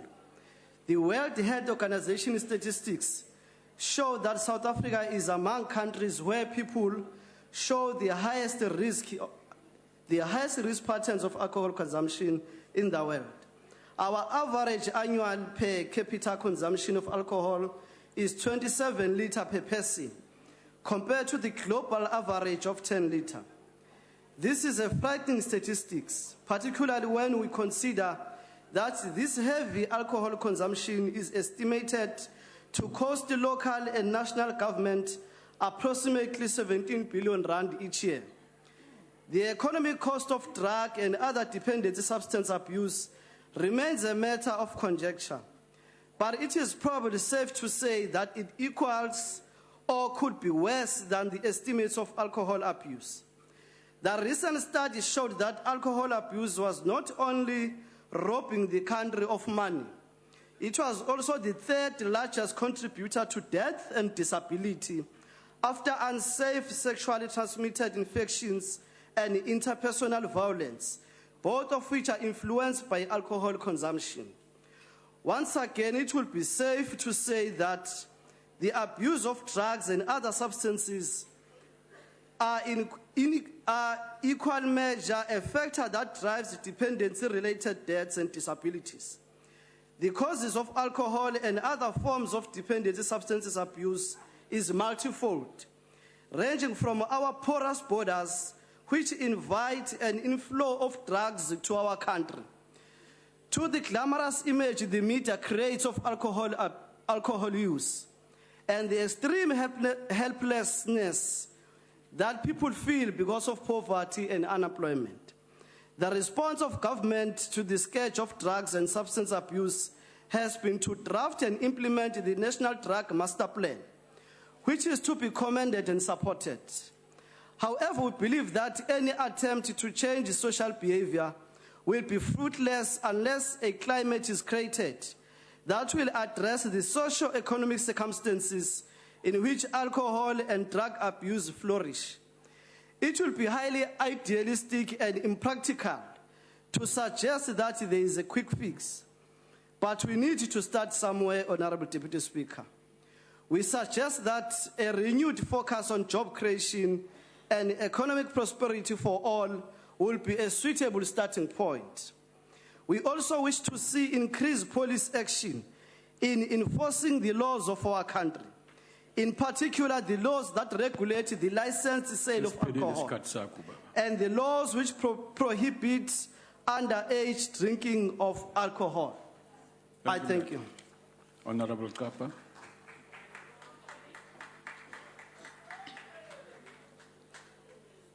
Honorable Speaker, Deputy Speaker, honorable members, the debate taking place today is very important, not only for us as members, but for our communities in various constituencies as well. It takes place when there has been a call for such a conversation to take place in this House by a number of honorable members, and I'm convinced this intervention will culminate into another such engagement throughout the country. As already stated by other speakers before me, the matter of drugs and substance abuse is indeed ravaging our beautiful country, leading to social crimes, family disintegration, as well as domestic violence. The President of the Republic of South Africa, His Excellency Jacob Gedleyihlekisa Zuma, is leading a campaign against this scourge in provinces. Communities are also taking their own initiatives, also inviting the President to work with them in those initiatives. In other provinces, the premiers have also hosted the anti-drug and substance abuse programs in their own offices as special programs included in the moral regeneration that has already been in place. For the benefit of some of us who haven't been able to appreciate what steps have been taken, I must give some examples. The number of South Africans who are problem alcohol abusers in 2010 was 270,901, while those who are problem substance abusers was 1.997 million. I'm speaking from an concrete experiential learning from our oversight visit. We found that about 50%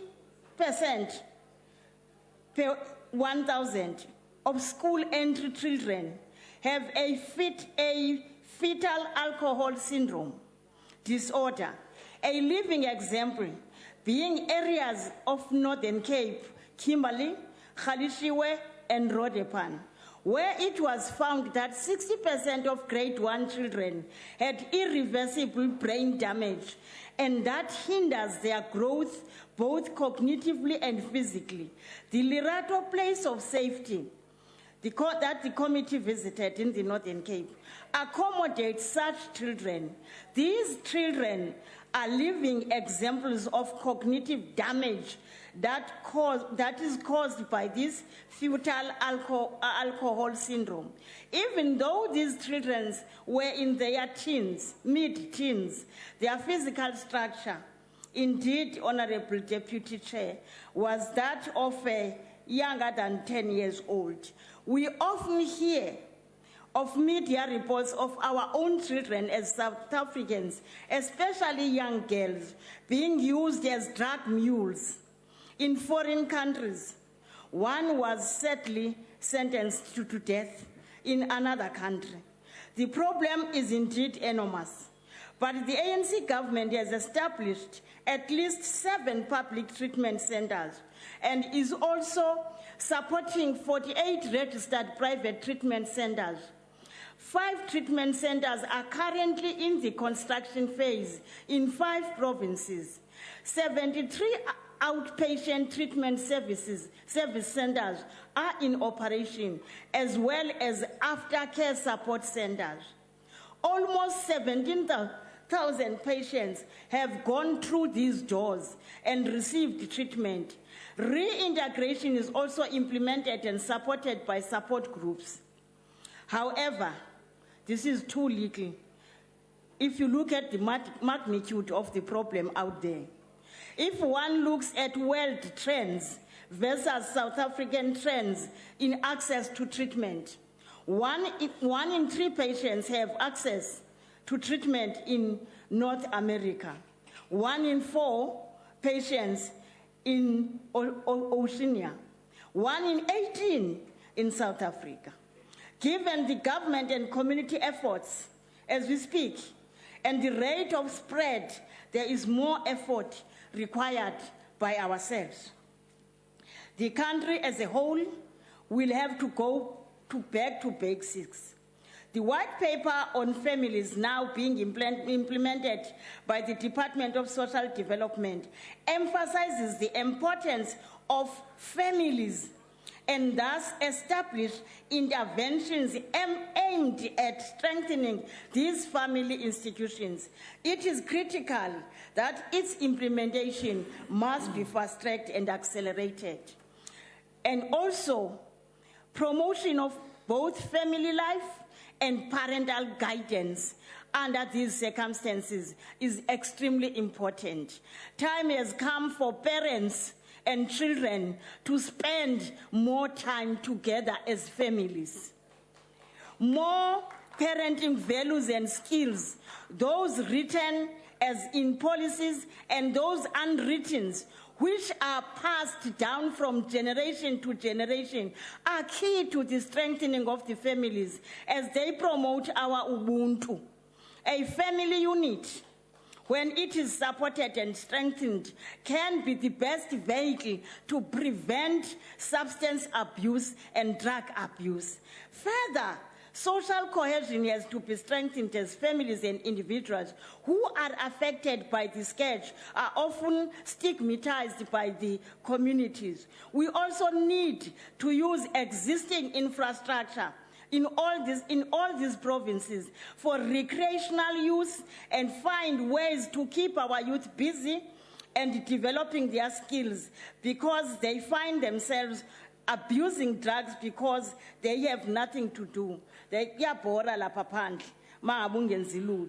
My conclusion in this would be that the evil that occurred, indeed where we are today, is because we woke up landless, with nothing to own, being wanderers in our own country. And this is the reason for us facing this foreign habit of drug abuse. Utywala kudala babuselwa kodwa babungenje kuba noko sasibutya sihluthi isibongo. Ndiyabulela. Honorable Majeke.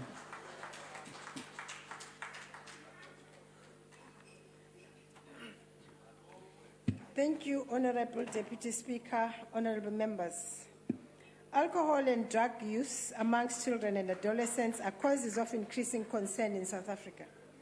They are major contributors to crime, violence, intentional and unintentional injuries, as well as to other social, health, and economic problems. Findings from the Youth Risk Behavior Survey of 2011 and the Western Cape School Survey point to high prevalence rates for binge drinking and lifetime cannabis use among youth. Heavy drinking by schoolgoers is significantly associated with absenteeism, academic failure, risky sexual behavior, increased sexual victimization, and increased likelihood of other drug use. Given the high rates of alcohol and drug use, a significant proportion of South African adolescents are at a risk of developing alcohol and other drug problems, AOD. This is, however, compounded by the reality that specialist treatment centers catering for youth are few and far between. There is a real need for treatment centers, more age-appropriate services, including ancillary, that is psychological and medical care, should also be made available to young people. There is a need for effective interventions that target South African youth. Prevention programs that are grounded in evidence that have shown to be effective are needed both at school and after school, like family strengthening programs.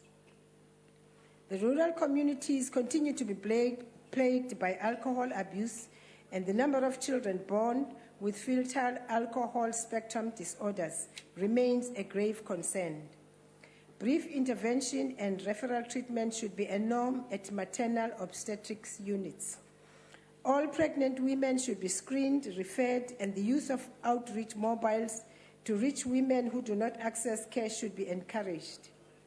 Findings from a study conducted by the Medical Research Council suggest that these social service offices conveniently located in each district of the province help people from poor communities overcome many of the structural barriers to accessing care for substance use disorders.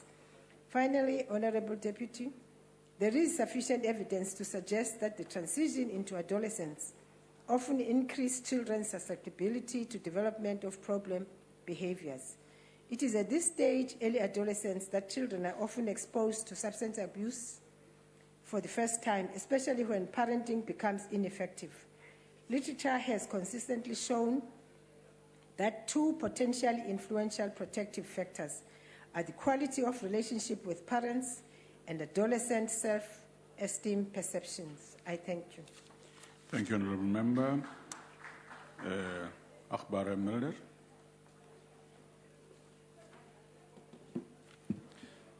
Honourable Deputy Speaker, it's always amazing for me to see how absolutely committed defectors from other parties are when they join the ANC.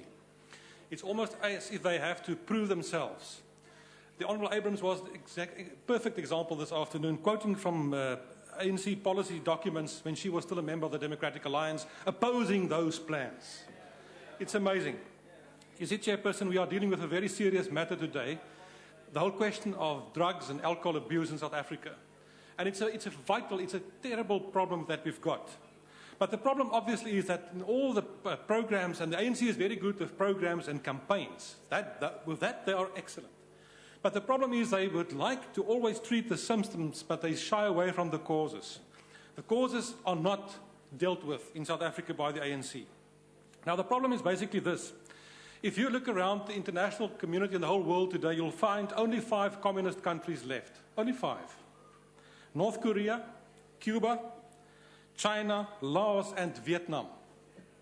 And then you can look throughout the world. And then if you can look in terms of economic comparisons, and you'll be amazed that you'll find South Africa very closely at number 6. That's the problem. That's why we've got a drug problem in South Africa, because our economy is not growing. Our country is suffering from a very serious disease. It's called socialism and communism. The ANC cabinet there, the Honourable Minister is looking away, but he's not creating jobs. Yes, you're not creating jobs. That's the problem. Our economy is in a dive. Our economy is shrinking all the time, and people are despondent out there. So you can have all the campaigns, and you can have all the programs, but unless you get the economy to grow and to create jobs that people have hope again and can find work for themselves, you will not solve this problem. Look at your policies, look at your economic policies. Our partners in Africa are growing. Wonderful, but South Africa is not growing. Because the President said the other day, and it was quoted this afternoon, that it's for government to look after the politics and the economy should be looked after by big business. If only you did that. Yes, but only if you only did that. But because of your policies, it's impossible to do exactly that. So we're not creating jobs. We've got this huge amount of people who can't find jobs in South Africa, and people are despondent, and they turn to drugs. Nobody should underestimate the tragedy in each and every family who have to deal with that kind of situation. No campaign and no program will solve that. Let's get the economy growing, but then we must first get rid of the disease that we have rife in those benches. Thank you, Chairperson. Honourable Carter.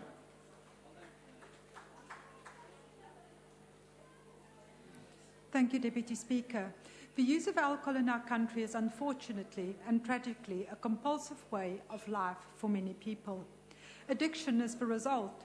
There are many socioeconomic consequences of alcohol and substance abuse. These include missing out on education, skills, limitations, reluctance to work, unemployment, inability to keep a job, violence, crime, sexual risk behavior, unwanted pregnancies, disruption to family life, poor work performance, and gangsterism.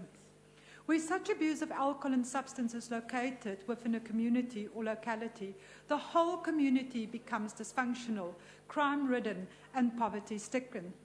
There are also direct and indirect effects on the health and nutrition of abusers, and this places a heavy demand on the provision of health care.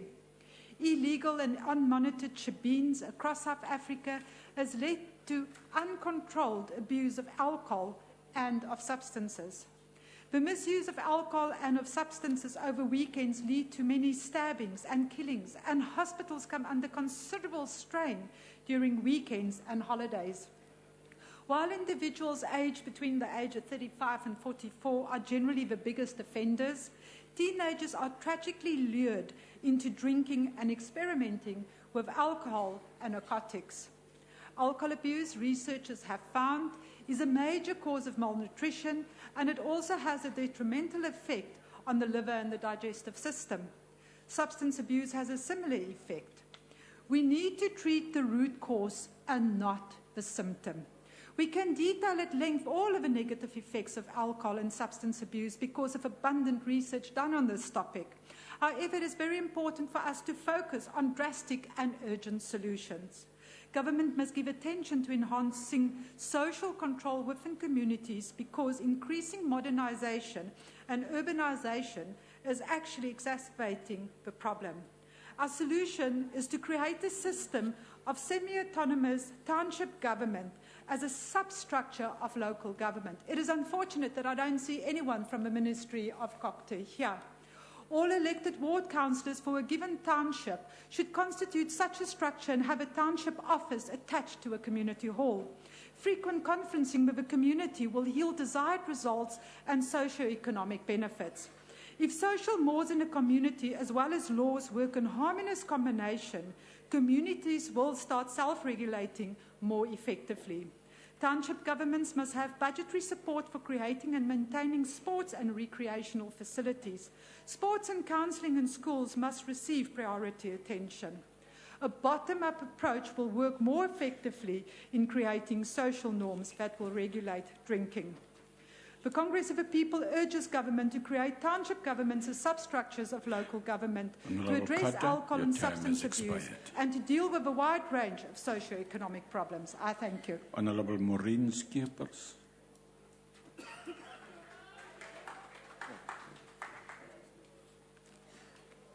Thank you, Honourable Deputy Speaker. Honourable Ministers, Honourable Deputy Ministers, Honourable Members, and our distinguished guests. Honourable Deputy Speaker, the disadvantage, the devastating effects of poverty, inequality and unemployment, as well as the material conditions under which the majority of South Africans live, represent the greatest challenge to the advancement of social cohesion and nation building. It is significant to create strong families, cohesive communities, and a winning, prosperous nation that promotes social cohesion and stable communities.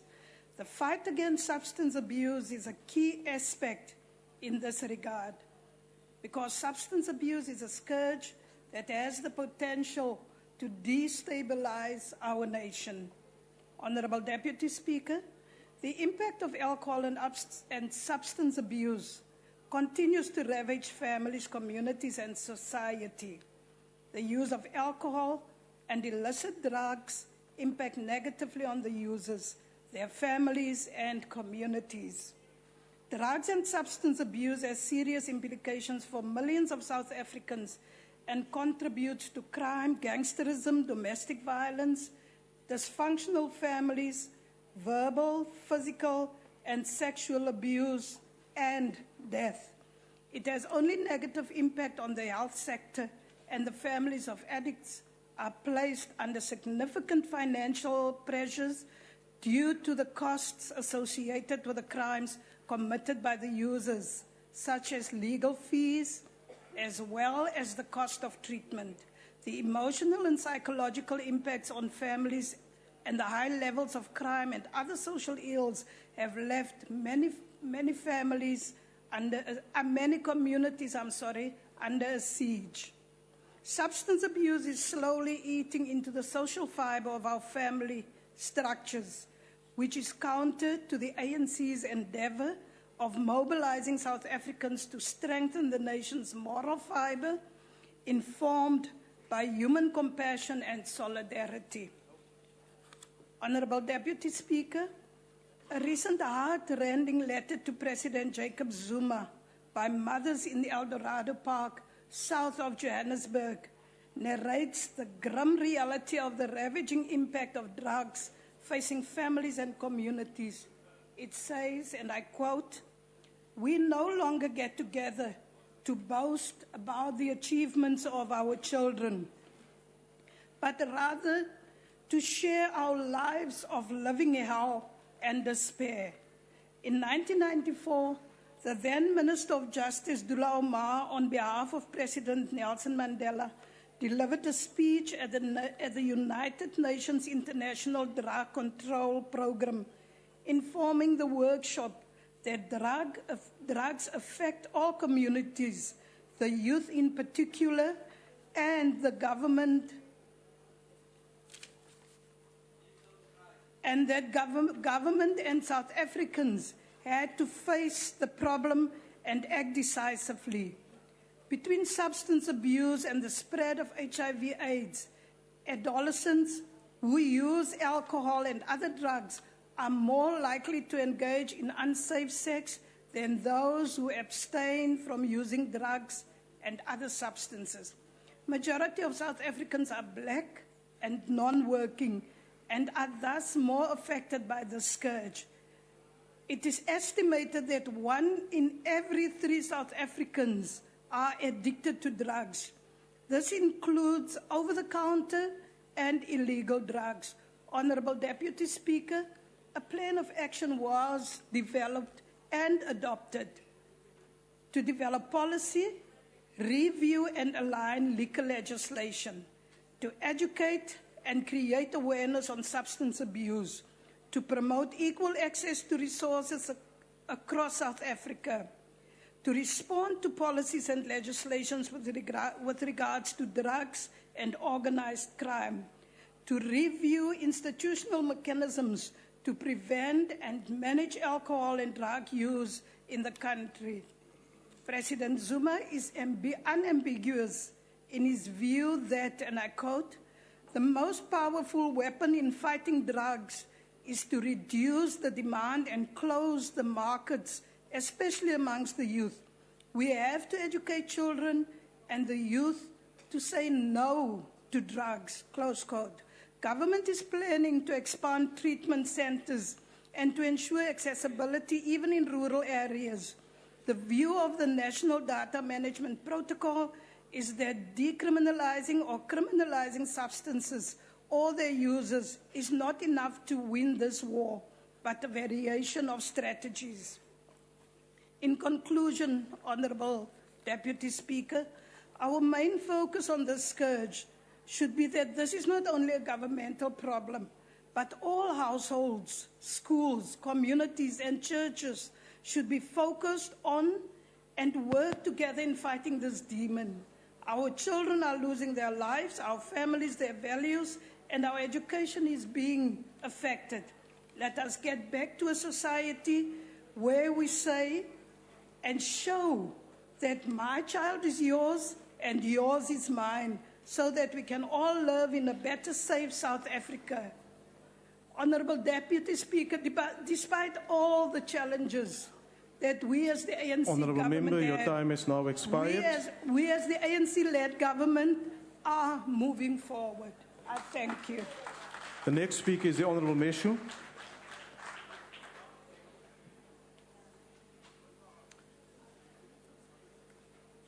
House Chairperson, Our nation is facing a serious crisis caused by the easy availability of highly dangerous and addictive drugs such as nyaupe and wunga. Children as young as 6 years of age are part of a younger generation whose future is being destroyed by enemies who make a living from selling drugs to children. Drug dens operate freely in some communities, while drug lords are driving around with flashy cars even though they are known to be unemployed. Furthermore, children are dropping out of school in increasing numbers because they need to find ways to support their life-threatening addiction. The ACDP calls on government to reinstate specialized drug units to focus on removing drug lords from our communities and eradicating drug trafficking. Chairperson, the ACDP applauds the sterling efforts being made in drug busting and sincerely hopes that these efforts will continue. We also appreciate and support honest, hard-working police officers who are working hard to fight drug trafficking. However, we are deeply concerned by reports of police collusion with drug lords, some of whom are said to be on their payrolls. We used to have a national police commissioner who was not ashamed of his association with a notorious drug lord. Now we have a provincial police commissioner who is facing corruption charges and who is similarly reported to have links with someone accused of being a drug lord. For as long as police officers are friends of drug dealers, our country will never win the war against drugs. Corrupt police who protect or work alongside the drug dealers must be identified and purged from the service. Additionally, more pressure should be placed on government to use sniffer dogs when raiding homes that are reportedly being used as drug dens. The ACDP supports and commends all initiatives to raise public awareness about the dangers of drug and substance abuse, including that of REAL's Orange Friday initiative. We do, however, know that awareness initiatives and anti-drug summits on their own are not enough to stop drug trafficking in our communities. And far more still needs to be done to ensure that we eradicate this scourge from our communities. The ACDP is opposed to the suggestion by Professor Jani Yuho that nyaupe be legalized so that it can be better controlled. Nyaupe, wunga, and other dangerous drugs are destroying the lives of and future of our children and should be eradicated from society and not controlled. Lastly, on behalf of the ACDP, I wish to convey our condolences to the family, friends, and members of the Democratic Alliance on the passing away of their member and our former colleague, Honorable Kenneth Mubu. May his soul rest in peace. Thank you, Honorable Member. The next speaker is the Honorable Posa.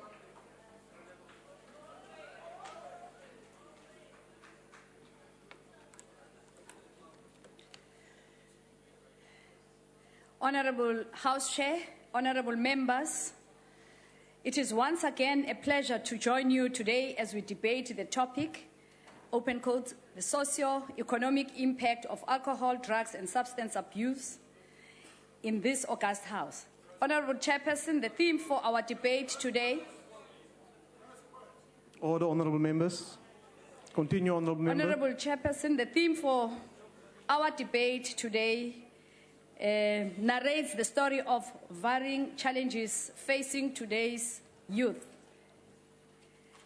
A study on economic and social consequences of drug abuse and illicit trafficking found that drug abuse occurs most frequently among young people in the 15 to 35 age group, with a particular concentration in the 18 to 25 age group. This includes school-going youth. Indeed, alcohol, drugs, and substance abuse among the youth is cause for increasing concern in our country. The impact of such abuse is as follows. It affects the academic lives of students in our institutions. They have been linked to academic difficulties, absenteeism, and dropouts in our schools and tertiary institutions. As this type of abuse has been proven to decrease learning capacity, it becomes increasingly difficult for learners and students who abuse alcohol and other substances to maintain certain level of academic standards, except, of course, if those standards are those of failure.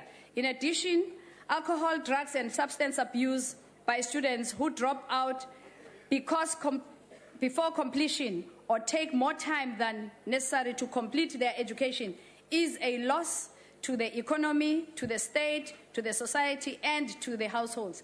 This is money that could otherwise have been used to many deserving students.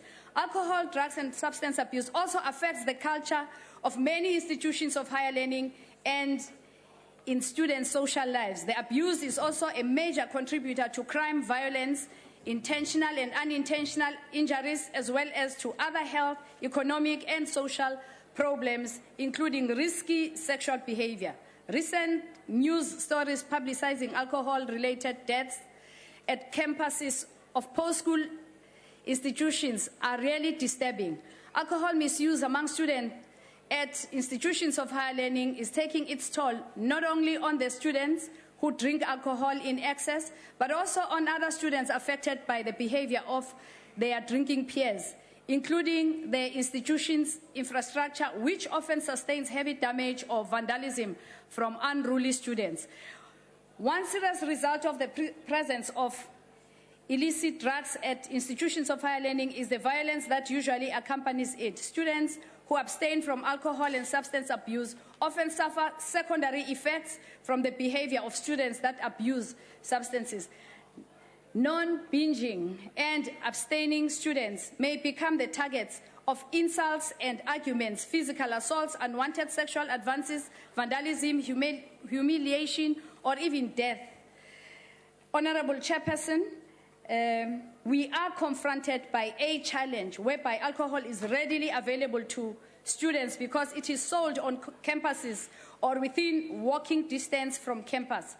Drinking of liquor by students, especially during weekend, is as a result of liquor outlets remaining open till late at night or even into the early morning hours, exposing them to dangers of violence and other crimes.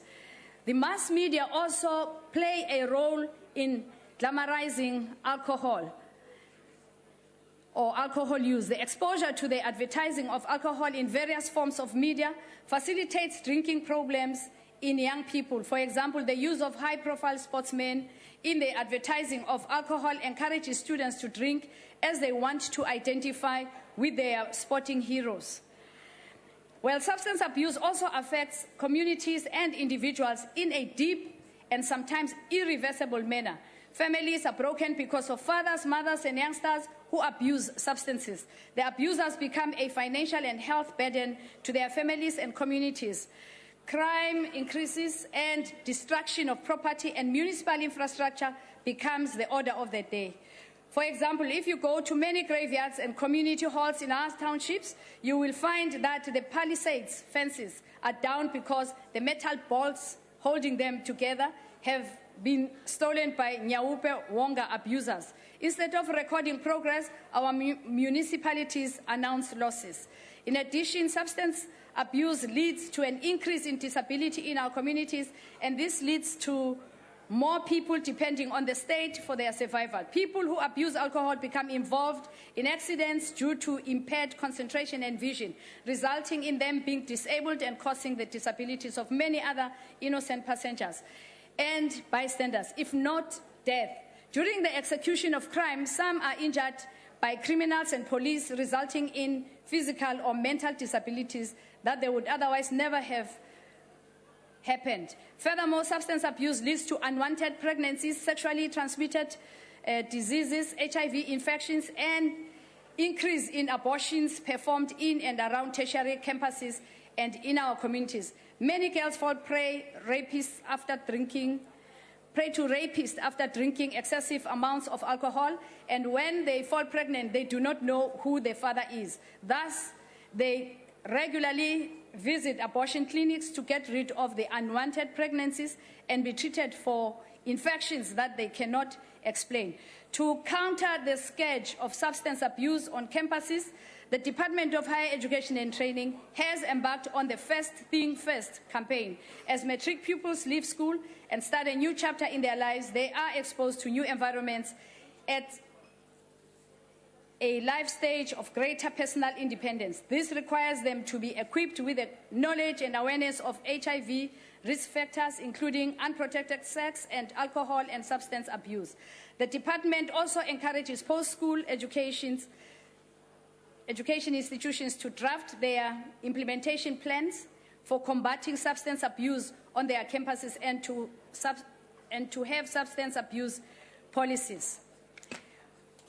The other intervention to address this scourge, I think, should be municipalities who issue out liquor licenses should not issue them to businesses closer to learning institutions, and those liquor outlets operating illegally should be shut down. Now, as I conclude, Honourable Chairperson, I remain confident that the battle against this scourge can be won if, as a social cluster, we work in partnership. Working together, we can help our young people make healthy choices that will benefit them and many generations to come. I thank you, Honourable Chair. Thank you, Honourable Member. The next speaker is the Honourable Mbele.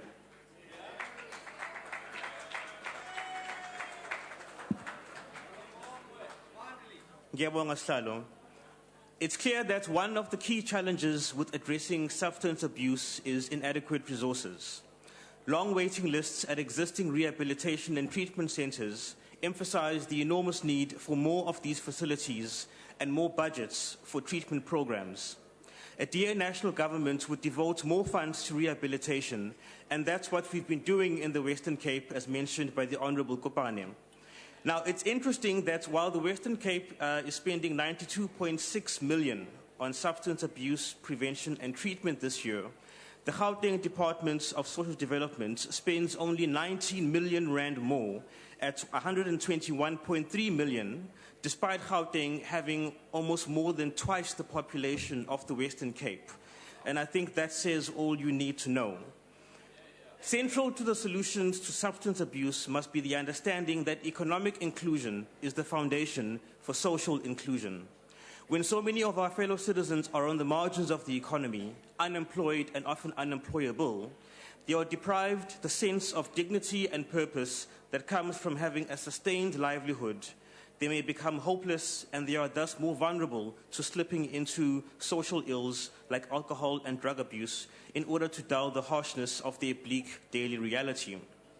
That is why the DA highlights in our values charter that our country needs an economy capable of creating work.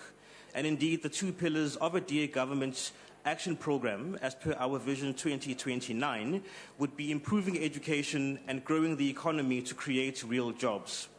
In this way, we would not just be mopping up the floor by dealing with substance abuse at the point of treatment programs, but also be closing the tap that fosters the problem that needs to be mopped up later. Now, the Honourable Abrahams mentioned all the provisions that have come from the ANC government. She listed water, sanitation, housing, education. Fair enough, but she missed the big one, job creation. And the ANC has failed dismally on that score, and as I've explained, that is crucial to closing the tap on addressing these issues. I must say also that the Easterus operations would be a matter of course if the Narcotics Bureau was still operating. So we're playing catch-up because the specialized unit to deal with drugs was shut down. She spoke about lots of strengthening. We're strengthening the Central Drug Authority, strengthening programs. Well, it seems, according to the ANC, when we aren't strengthening, we are intensifying. When we aren't doing that, we are radicalizing. When are we going to get the basics right and just get down to implementing? And I must now turn to the Honourable Matiase, who requires a bit of attention. He blamed the Western Cape government for the DOP system, wherever it may still exist in the province. For his edification, he needs to first be informed that the responsibility for labour law compliance monitoring rests with the National Department of Labour, so you must please direct your complaints to Minister Oliphant. But secondly, the Western Cape government has not simply sat back and folded its arms in complacency. The Provincial Department of Agriculture has long created a reporting hotline where such offences can be brought to the attention of the department, and they will be referred to the National Department of Labour for follow-up through labour inspections. And for his further edification, I'd also like to inform the Honourable Matiase that the Western Cape is in fact the only province to have a government-funded and government-supported farm workers forum where the Provincial Department of Agriculture liaises with the farm worker community representatives to listen to their issues and concerns, showing that the DA provincial government does indeed care about farm workers. So the Honourable Matiase would be well advised to check himself before he wrecks himself. It goes without saying that the impact of alcohol, drug, and substance abuse in our communities is nothing short of devastating. It destroys the potential of individuals, creates conflicts within families, and shreds the fabric of communities. What we need to address this is political will and leadership. We need real money and concrete programs, and the Western Cape DA government is indeed leading the way. Thank you. Thank you, Honourable Member. The next speaker is the Honourable the Deputy Minister of Basic Education. Thank you, Honourable Chairperson. Honourable Chairperson,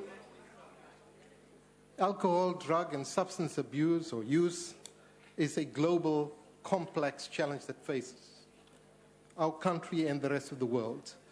It involves those that produce the drugs and the substances. It involves those that traffic it. It involves money launderers. It involves criminals. And it certainly is transnational.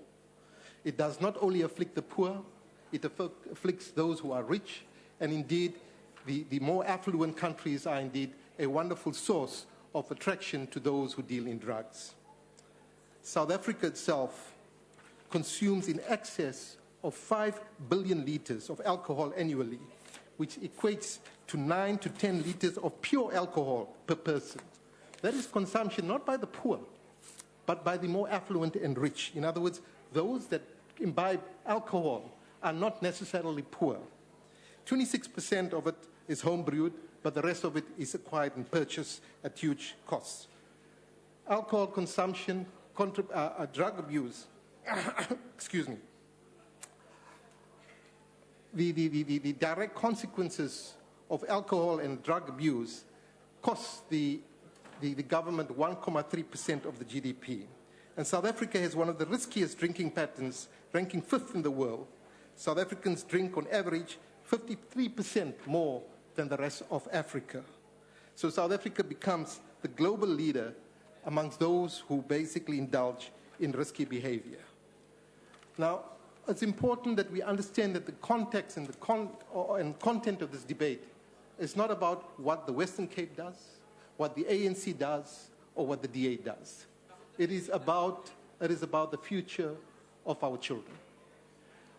I'm not going to stand up here and say that the incidence of fetal alcohol syndrome is the highest in the Western Cape, and say because it is the highest, therefore, the Western Cape government is accountable for it. I would want to stand up and say that it is certainly an endemic, it has reached endemic proportions, and we as a government, irrespective of where we are located, have a particular responsibility to further the best interests of our children. I will not argue in a parochial and politically opportunistic way that we have more treatment centers. The reason for it is quite obvious. It is relative to the problem that exists in the Western Cape. Go to our schools, look at drug abuse in our schools. It exists in Gauteng, but certainly it is much more dominant in the Western Cape. And please, I did not interrupt your speakers. This is a discipline of the Western Cape. They want to make politics about everything else. It is sad. It is sad. It is indeed sad that you want to argue about the fact that you say you disagree with the Economic Freedom Front. And the Economic Freedom Front is indeed correct. The DOP system has contributed directly to the use of drugs, and indeed it persists and the vestiges remain in the Western Cape. The question is, what has the Western Cape done Honourable about that Deputy reality? Minister, will you just take your seat, please? Yes, Honourable Member, why are you rising? I just wanted to check from the Deputy Minister, because we are from the same city and the same area. But why are you rising, Honourable Member? I want to ask him a simple question. Honourable Deputy Minister, are you prepared to take a question? I'm not prepared to take it. We'll discuss it after the debate. Thank you very much, Honourable Chairperson. Continue, Honourable Deputy Minister. Honourable Chairperson, it's easy to speak glibly about the economy and what you've got to do about it. But I think the political forebears of Mr. Mulder are responsible for the plight of the poorest of the poor, for those who are in fact labouring and suffering under difficult economic hardships. The DOP system was certainly initiated through them with their approval and their condemnation, and certainly they did nothing to intervene in it. Now to blame this democratic government for the past really is really opportunistic. Honourable Chairperson, I think it's important for me to say, what are we doing about it? Let us look at what the Education Department is doing. We have a national strategy on alcohol, drug and substance use, which basically is aimed at, and the Western Cape does not have one. We have a national strategy which is adopted by the Western Cape Department of Education. They comply with it and they see its value. In fact, they utilize it as a guide, so please keep your mouth shut. Secondly, we also have a manual that guides Order, honourable educators. members. Honourable Chairperson, this is a difficulty out here. We're trying to have a sensible debate on a very sensitive issue out here. The colleagues on the left-hand side would not allow us to indeed debate and have a proper discourse. And that is the level of tolerance that we have from their side. I suppose, I would imagine that there may be some kind of substance that is affecting the conduct. Honourable Chairperson, Order, honourable members. With regard to the issue, Honourable Deputy Minister, Honourable will you continue? Chairperson, I do believe that you can intervene and interject, but certainly you cannot distract a person when Just he's trying continue, to address the Honourable Deputy audience. Minister. Honourable Chairperson, Order, honourable Chief Whip of the DA. The issue that has been raised by the Western Cape is why have we closed the narcotic branch? The reason for it is quite obvious.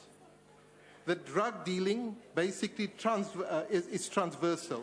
It involves money laundering, it involves criminal activity, and it's not confined to drugs per se.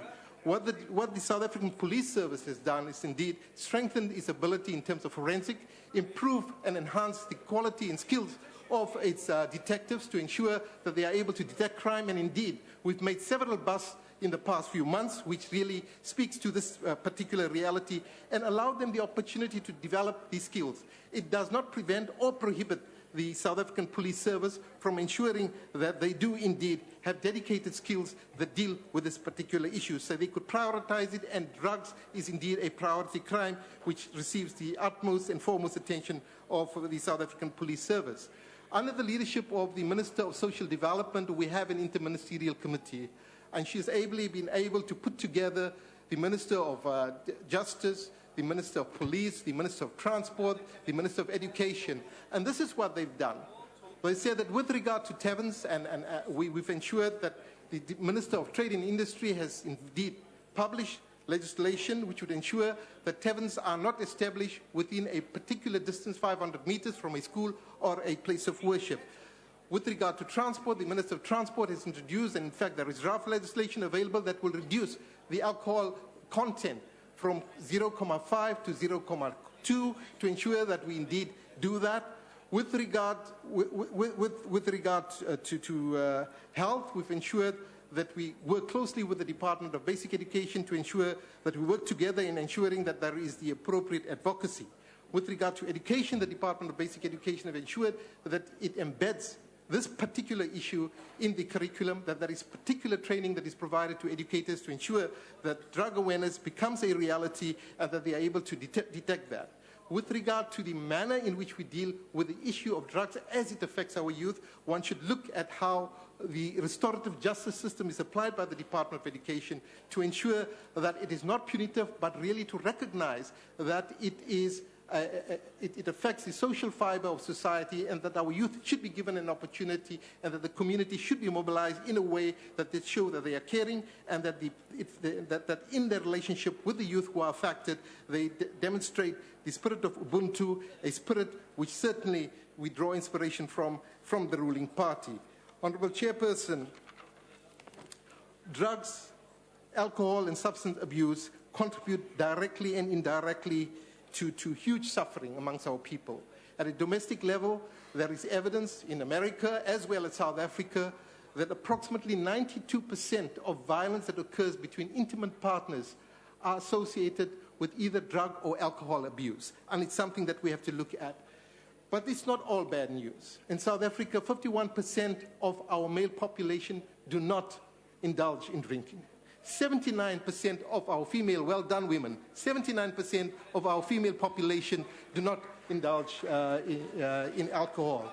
What we have to do is to say, how do we curb this particular habit amongst our people? And one of the ways to do it is to ensure that we do not have alcohol advertised, that we do not have it in the media so that it could have an impact and influence our youth. We've got to ensure that we do not have alcohol companies or beverages that are being used for the promotion of sport. Rather, we should ensure that we provide opportunities through sport so that our youth and our children are not distracted. So drugs and alcohol affects the social, the economic, the physical, the psychological elements within society, and therefore it is our collective responsibility to ensure that together we can do more. As I conclude, Honourable Chairperson, I support what the EFF has raised in terms of the malaise that we face. The only difference is basically to suggest that, and that may be another hallucination, that the 6% party would then be ruling this country is really far, far from the realities. And one has to ask, under what influence were you when you said that? I thank you so much. On a point of order, House Chair. Thank you, Honourable Deputy Minister. On a point of order, House Chair. Thank you, Honourable Deputy Minister. Why are you rising, Honourable Member? We are the government. What is your point of order, Honourable Member? The reality is that come 2019, we will Honourable win Member, elections. that's not a point of order. And we will turn this country around. Honourable Members, order. Honourable Member, that was not a point of order. That concludes the debate. The last item on the order paper is a motion in the name of the Honourable the Leader of the Opposition, the Honourable Maimane.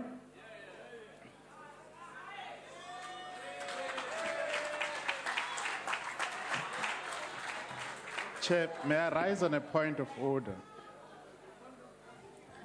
Honourable Maimane, would just take your seat, please. Yes, Honourable Minister.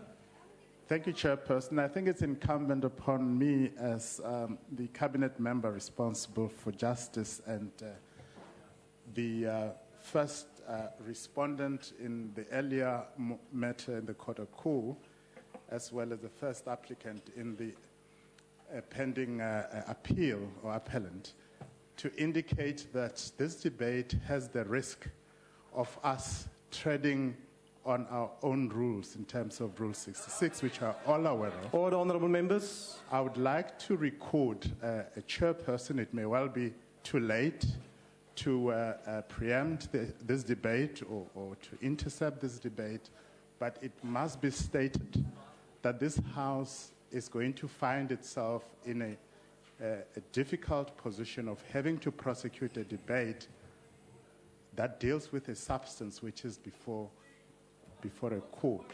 And I feel that it is important going forward that the Rules Committee applies itself to this unfortunate and very difficult constitutional matter. Honourable Minister, I'll be with you now, Honourable Member. This matter has been discussed in various forums in Parliament.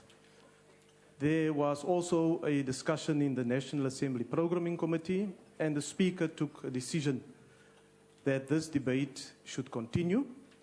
We are mindful of the fact that there is a process in the court at the moment. However, we must also remind ourselves as a National Assembly that we are certainly not that court, and that we will proceed with the debate as approved by the Speaker. The Honourable Maimane. House Chair, Honourable Members, Bagaetsu, Dumelang. Each of us in this House today is faced with a choice. We can choose a future based on the rule of law, where every person is equal before the law, no matter what position they hold or the wealth they've acquired, where the life of every person has equal value.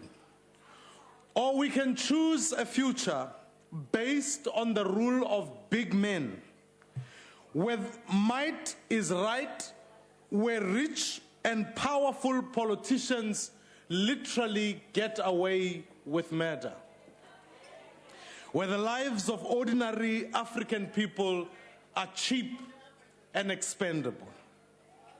In other words, ladies and gentlemen, honorable members, our choice today is a choice between the rule of law or the rule of war.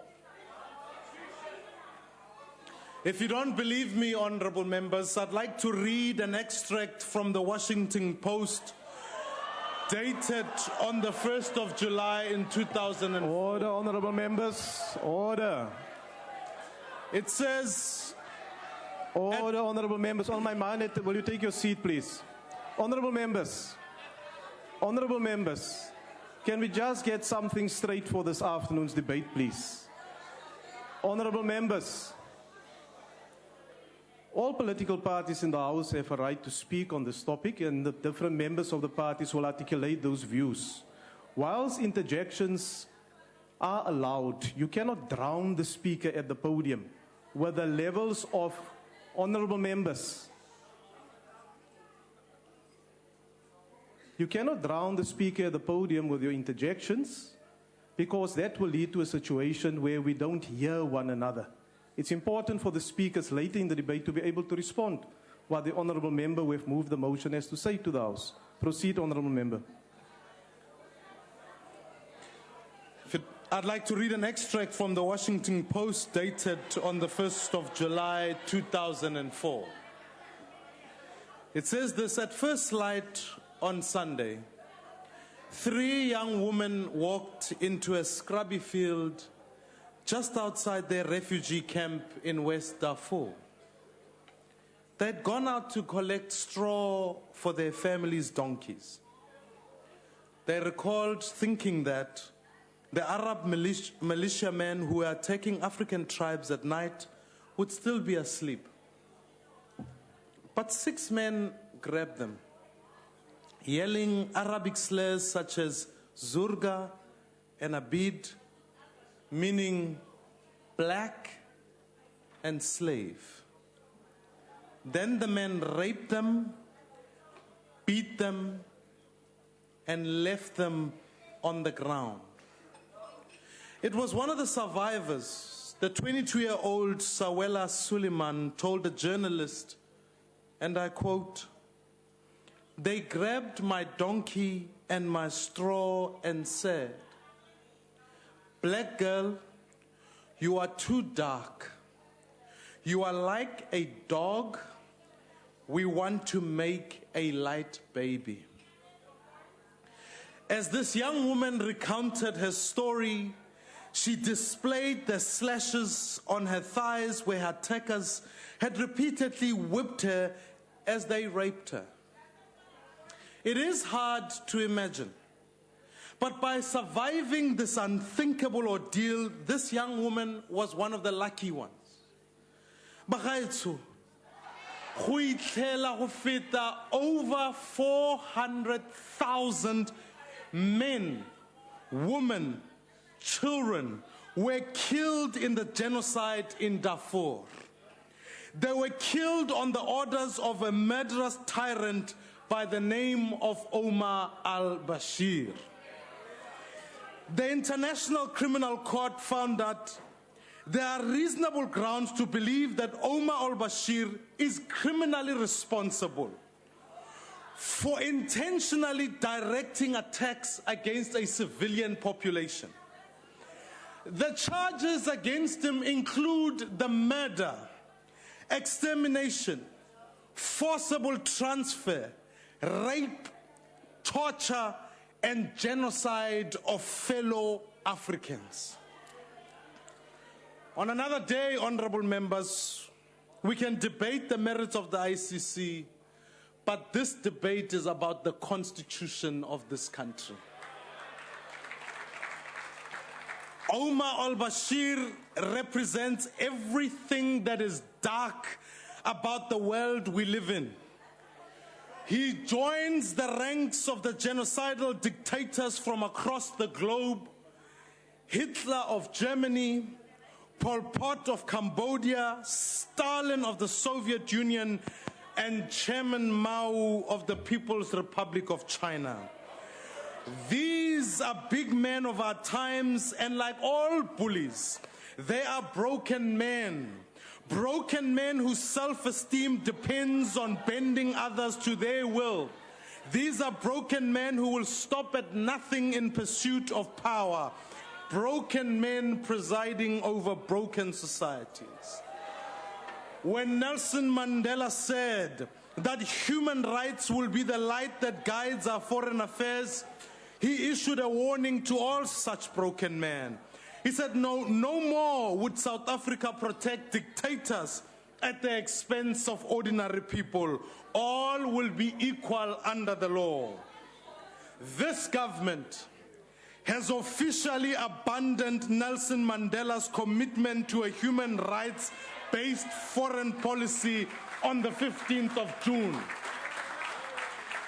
That was the day Omar al-Bashir was smuggled away from South African soil in defiance of an order of the North Gauteng High Court.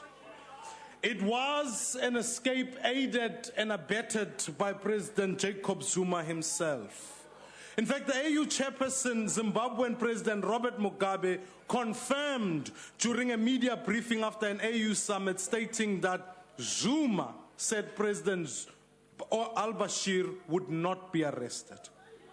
Indeed, on the 6th of August in this House, the President acknowledged the decision to allow al-Bashir to escape was based on a decision by his cabinet to grant al-Bashir immunity.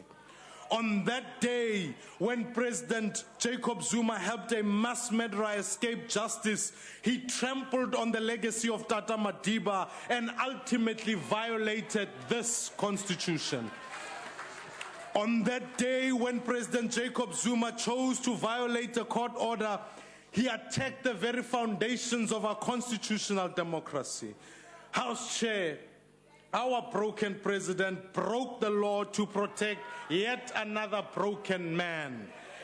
This is why today we've tabled a motion to set up an ad hoc committee to look into the impeachment of President Zuma. The constitution of our country proceeds for impeachment proceedings in this constitution when a president commits such a serious violation of our constitution. The president has committed such a constitutional violation, and it's no doubt. Here are the facts. On the 12th of June, the ICC's ambassador came to South Africa at the request of to request the South African government. The ICC made it clear that South Africa is under obligation to arrest Bashir. Specifically, the ambassador was reminded that the Security Council has lifted all immunities and South Africa could not invoke any other decision, including that of the African Union, negating the obligation of the arrest. Further to this, on the 14th of June, an interim order was granted by the North Gauteng High Court prohibiting al-Bashir from leaving the Republic. This was followed by an order on the 15th of June by the same court that found the failure to arrest al-Bashir was inconsistent with the constitution of this country and that the decision by cabinet to do so was unlawful. Honorable members, there's a higher calling on those that lead our nation as the President of our Republic. It is an honor reserved only for those with the deepest commitment to the laws of our country.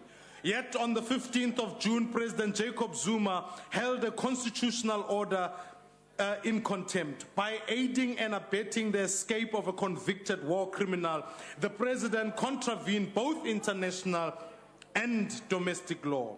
Nothing illustrates further the ANC slide into a moral abyss under President Jacob Zuma like this does. What is factually true is that gone is the party that once stood for constitutionalism and the rule of law. Gone is the selfless struggle of President Nelson Mandela.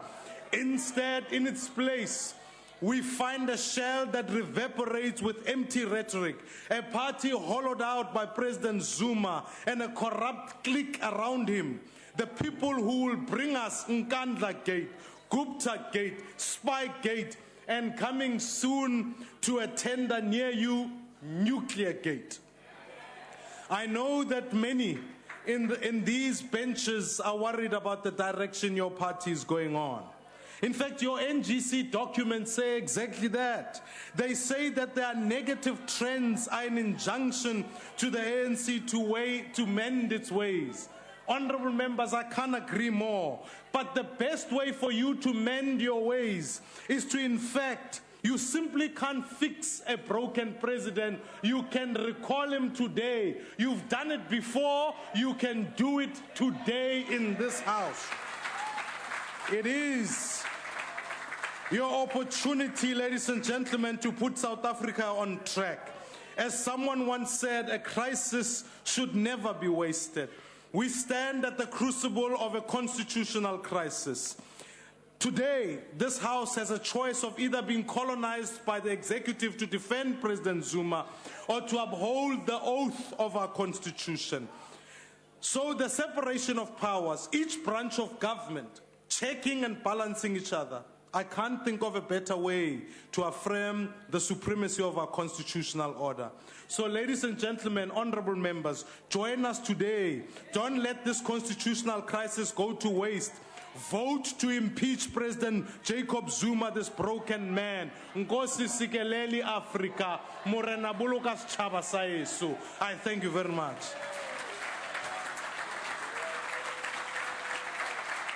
Order. The next speaker is the Honourable Minister of Small Business.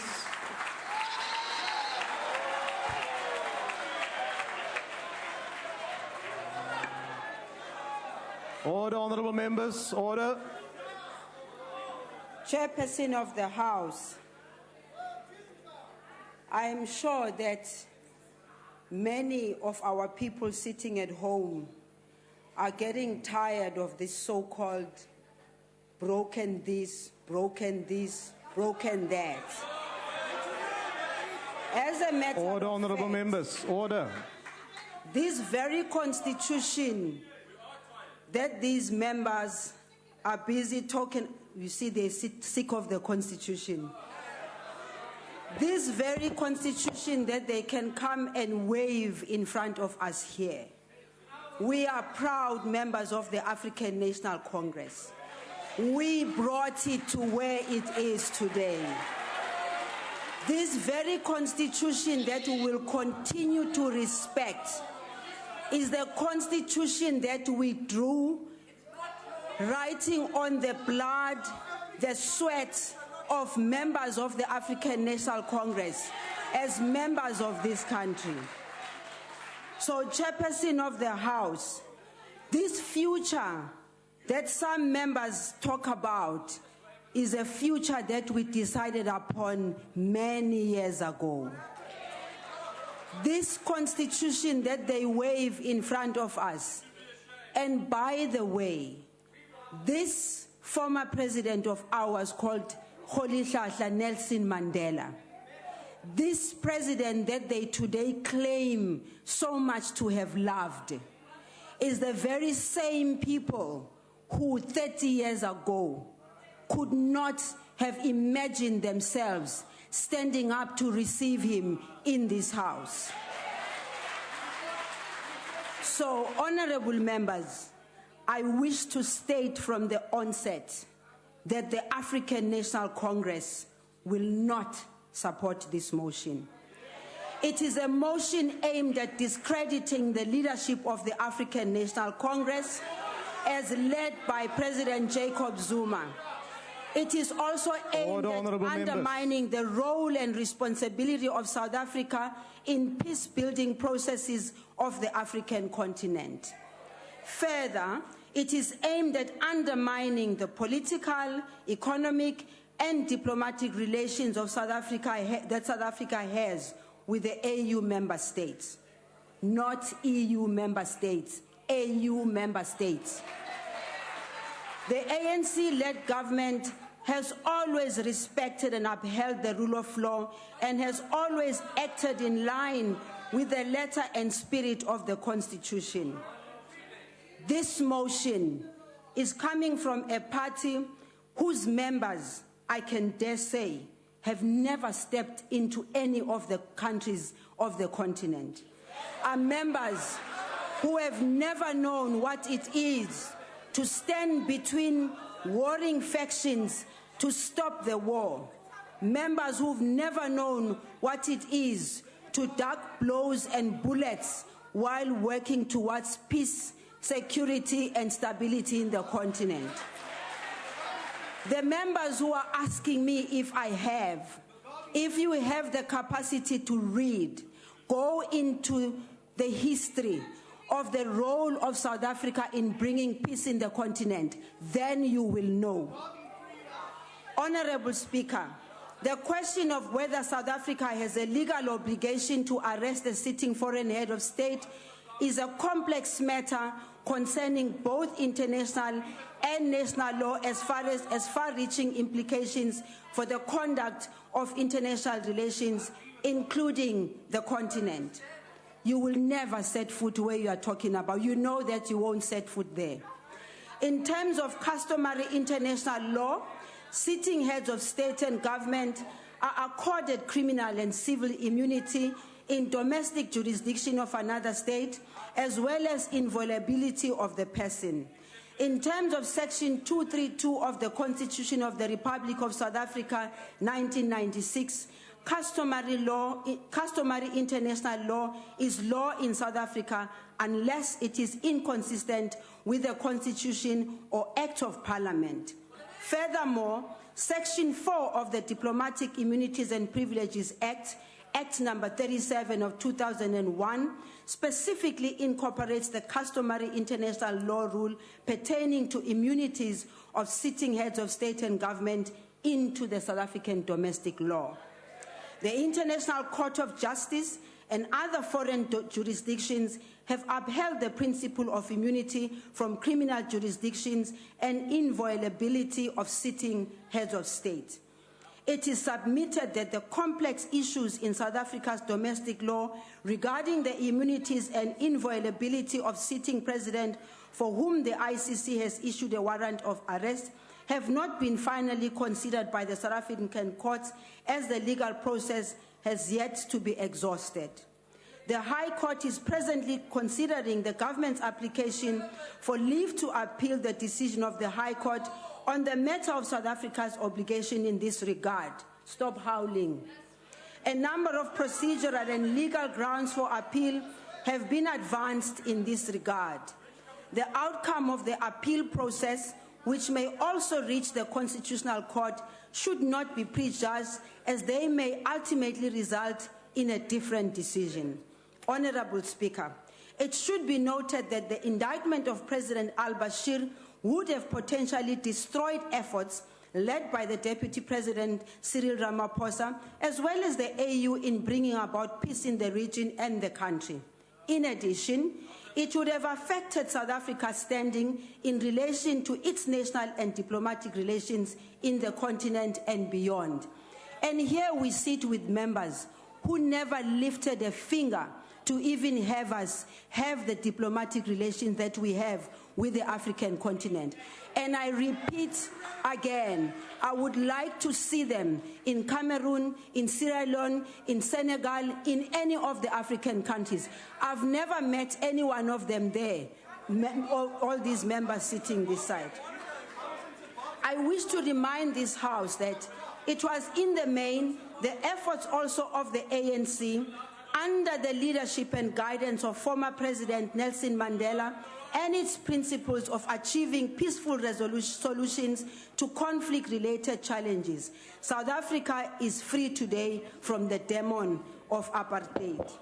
The evidence of South Africa's commitment to the promotion of peace, stability, and development in the continent is premised on our foreign policy, is clearly demonstrated in our successful interventions as led by former presidents Nelson Mandela, Thabo Mbeki, Kgalema Motlanthe, and this resonates even today through the leadership of President Jacob Zuma and Deputy President Cyril Ramaphosa, and indeed in the current chairperson of the AU, Dr. Nkosazana Dlamini Zuma, our own. This, Honorable Speaker, is South Africa's leadership par excellence. I doubt that some of the honorable members left of the House consider this as progress for the African continent. Chairperson, South Africa will therefore continue to uphold its national interests which are not understood by some members of this side of the House, and that our continent, on the basis that we believe that our development is intrinsically linked to that of our neighbors and is premised on the prioritization of the African agenda. Through our collective efforts, we are jointly championing Africa's blueprint for development, Agenda 2063. As we speak to the people of South Africa, these are the facts. In relation to our obligation under international law, South Africa ratified the Rome Statute in 2000 and adopted implementation legislation in 2002. The Rome Statute of the International Criminal Court provides in Article 27 that official capacity, such as head of state, government, or government, would not exempt for a person from criminal jurisdiction under the statute. However, also Article 98 provides that the court may not proceed with a request for the surrender of a person, which would require the requested state to act inconsistently with the obligation under international law with respect to the state or diplomatic immunity of a person or property of a third state, unless the court can first obtain the cooperation of the third state for waiver of such immunity. No such waiver has been obtained from Sudan, which in our view rendered the request from the court to South Africa to arrest and surrender President al-Bashir inoperable. We have consistently stated that South Africa's obligation to the African Union and therefore our responsibility under the African Union Constitutive Act, the principle of the Union Constitutive Act include, among others, sovereign equality and interdependence among states, non-interference by members of state in the internal affairs of another. Honourable Minister, your time has expired. Thank you, Honourable Chairperson. I think we've made our statement and it's understood. Thank you. The next speaker is the Honourable Gardi.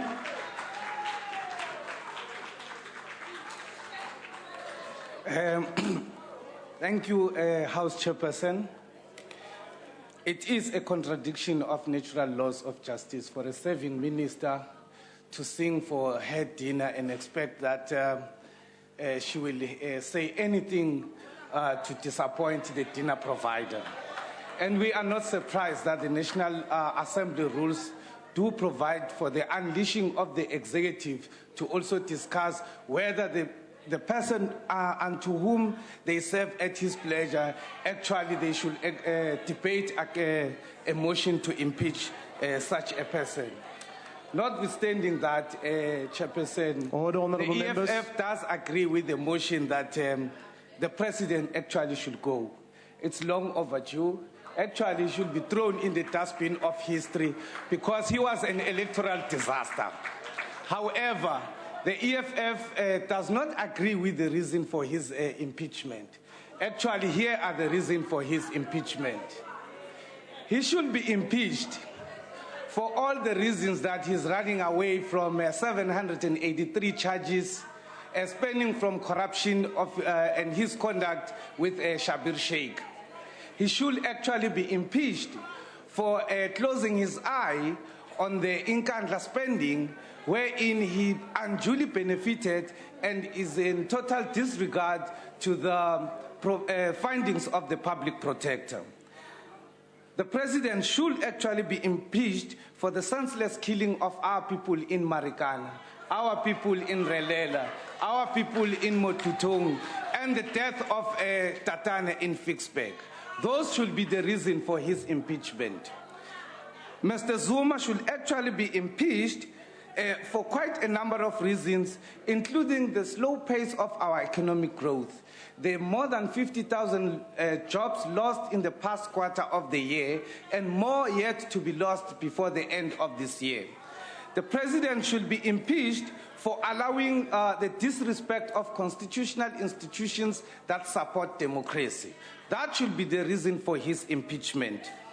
Lest we forget quite a number of reasons for his impeachment. Mr. Zuma should be impeached for sending our young people to countries of conflict to protect the business interest of his nephew in the Central African Republic. Those should be the reason for his impeachment. The president actually should be impeached and prevented from taking further destructive decisions such as the nuclear gate that is haunting the country, the cost of which the country cannot even afford, and the money which they don't have. I hope you hear very well, Mr. Jackson Mthembu there.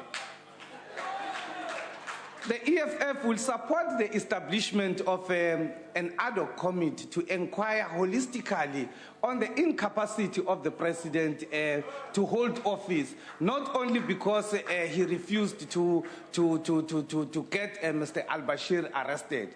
Those who want Mr. al-Bashir, they can take the next available flight to Sudan, look for him somewhere in a town called Khartoum or somewhere in Darfur where our young people are conducting peacekeeping activities there, but not in our country. That could be a declaration of war to another state. And accordingly, and in conclusion, House Chair, Magahambe Uzuma, he just have to go but not for the reason of al-Bashir, but for the reason the economic freedom fighters advance, that he is in total disrespect of the Constitution. Point of order. Honorable.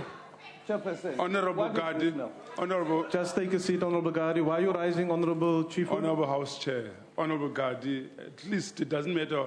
We don't ask him to like the president, but call him Honorable President Zuma. Honorable Gadi. There is nowhere in the provision of the National Assembly rules that any person must be called an honorable. Honorable Gadi, your time has expired. Ah, thank you, but they've had. Your time has expired. Magahamba uzuma, phansi ngozuma. Order, honorable members.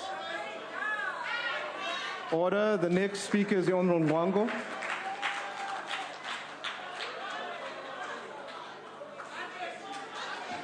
Honorable Chairperson. Order, honorable members. Honorable Chairperson, it is no coincidence that this matter is brought before this House on this first day of spring. There is strong argument that South Africa and its governance is indeed in desperate need of a thorough spring cleaning.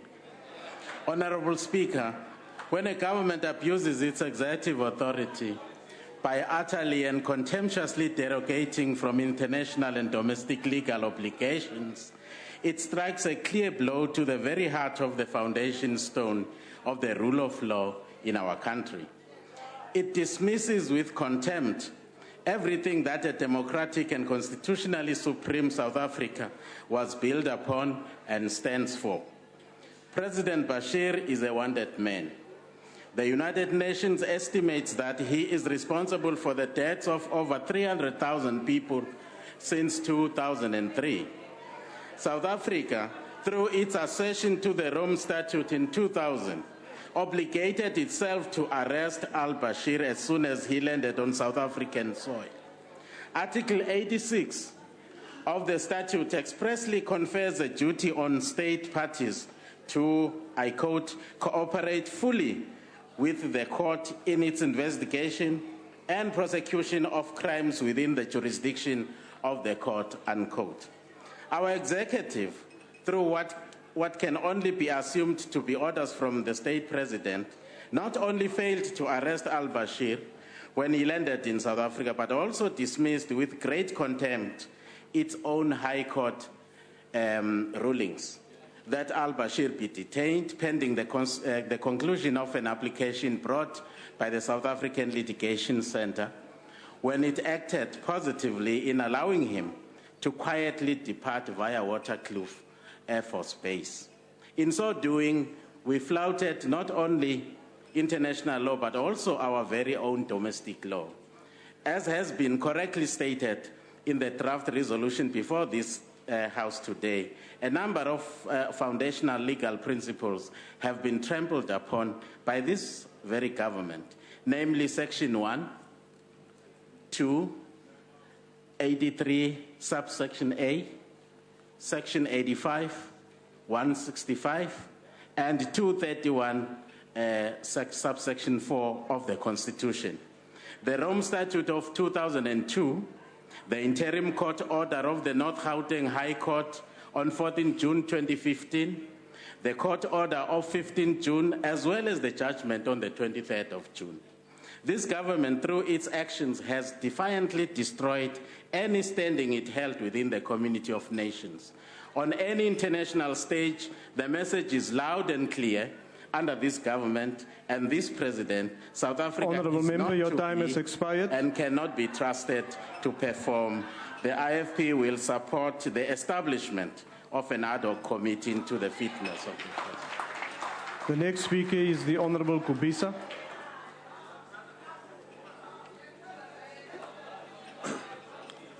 Chairperson, honourable members, the motion before us calls for the establishment of an ad hoc committee to inquire whether the president should be removed from office on the grounds of serious violation of the Constitution in accordance with Section 89(1)(a). The NFP stated before that the preamble in the Constitution of our party binds us to uphold and defend the supremacy of the Constitution of the Republic of South Africa. We will not shy away from our responsibility to do so, even today. The whole question regarding the arrival and departure of Sudanese President al-Bashir has presented our government with a dilemma. On the other hand, there was the legal obligation upon government to respect our Constitution, which requires us to give effect to the international instruments to which we are a signatory. There is also an obligation to respect the doctrine of the separation of powers and adherence to the rule of law. On the other hand, our government desired to identify Pan-Africanist sympathy by not arresting Bashir. While we sympathize with the Pan-Africanist view, we believe that it is incumbent on the government to withdraw as a signatory of the IEC if it is unhappy with the way the IEC operates. Having said that, Chairperson, I think we need to look at the broader matters that are affecting our country. It's not the time to be defensive and shift the blame to business at this time. The ANC government, through bad forecasting, through poor planning, and maladministration, has led all of us to this quagmire. The NFP wants to make a clarion call that it's time for everybody to stand up and heal the economy of the country. Let us bring together all the people, business, labor, government, everybody, because our country is now in a crisis. We're facing an economic meltdown in our country. We're on the verge of recession. This administration has steered the country to oblivion. The mining sector could lose jobs to the tune of 11,798, and unions say job losses could be as high as 19,000. This is the situation which I point to you that really there is a need for an ad hoc committee to look at all these matters in our country. We are in an economic slump. Textile, agricultural sectors have also been hard hit. Jobs will be lost. Most companies are already experiencing a pinch and in commodity sales, and also a slow down in profits and shares.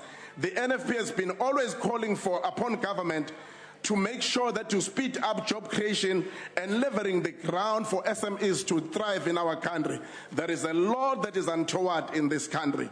We need to come up with a robust plan for industrialization in our country, not only around cities, but also in rural areas. The energy crisis, failure by government to normalize labor, employers, business relations, poor management in state-owned enterprise have all led to the country to this quagmire. Therefore, we'll call for an ad hoc committee that will look at all these matters. Ordinary people are now facing a bleak your time has expired. The next speaker is the Honourable Self. House Chairperson, the Minister of Small Business came to this podium and she waved the Constitution around and said that she, as a proud member of the ANC, had brought the Constitution to us. Well, you know what, House Chair, I was a member of the Constitutional Assembly, but I don't recall the Minister of Small Business being there.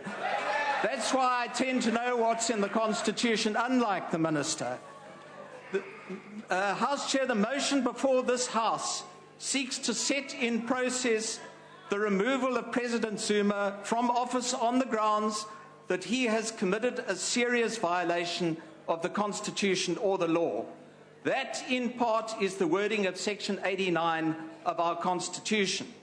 This House is not being asked whether we like President Zuma or whether we don't like him. We're not being asked whether we think he's done a good job or a bad job as president. We're not even being asked whether or not we like President al-Bashir. These are all matters of opinion. But in this motion, we are not being asked our opinion. We are being asked whether or not President Zuma committed a serious violation of the Constitution or the law. That is a determination on the facts. When he was sworn in as president, Jacob Zuma undertook to, quote, obey, observe, uphold, and maintain the Constitution and all other law of the Republic. But as a matter of fact, when President al-Bashir came to South Africa in the middle of June, President Zuma did not obey, observe, uphold, and maintain the Constitution and all other law of the Republic. President Zuma knew that South Africa had acceded to the Rome Statute of the International Criminal Court.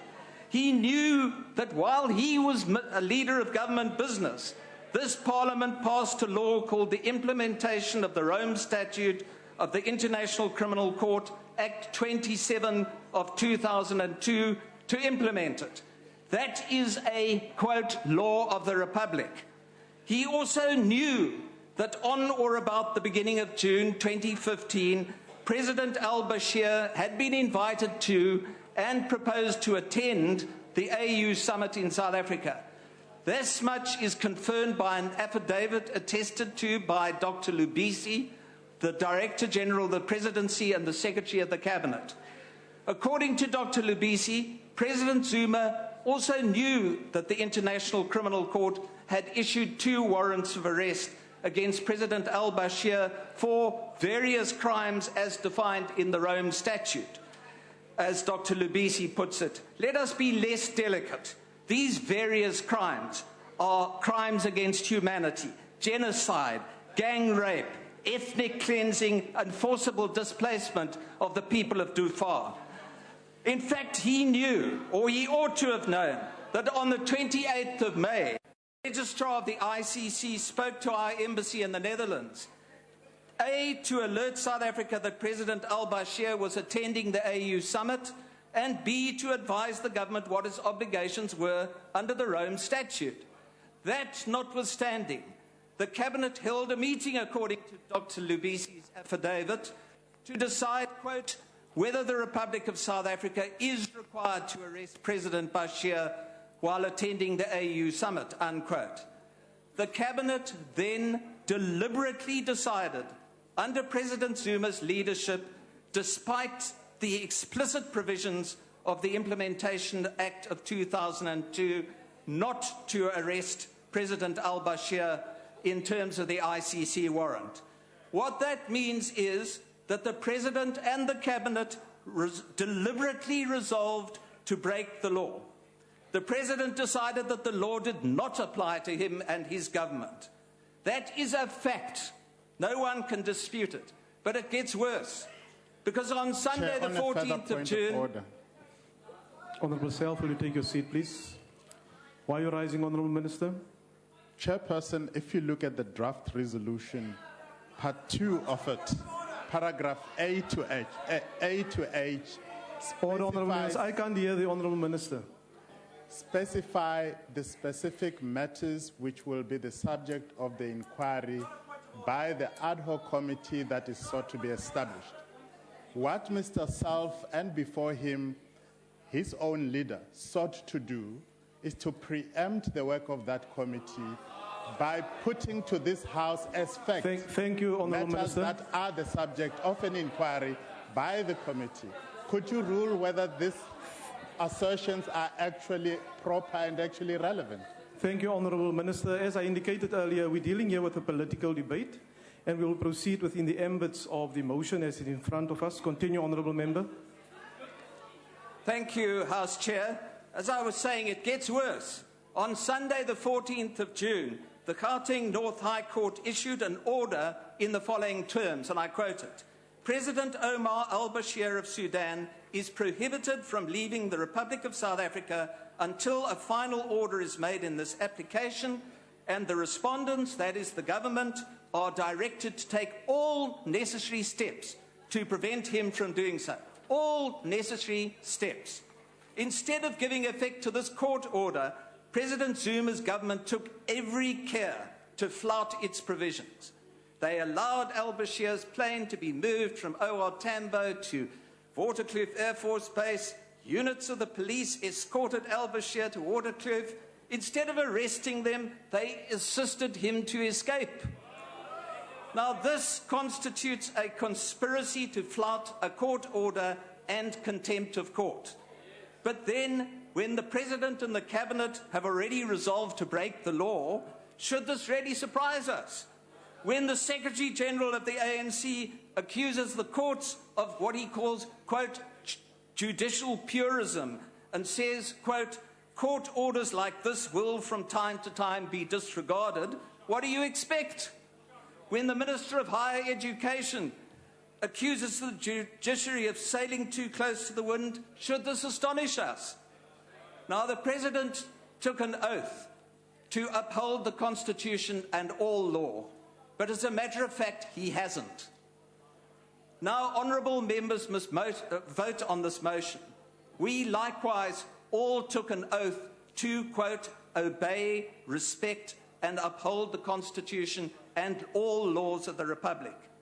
We have no choice as honourable members in all conscience but to vote in favour of this motion. I thank you. The next speaker is the Honourable Kwankwa.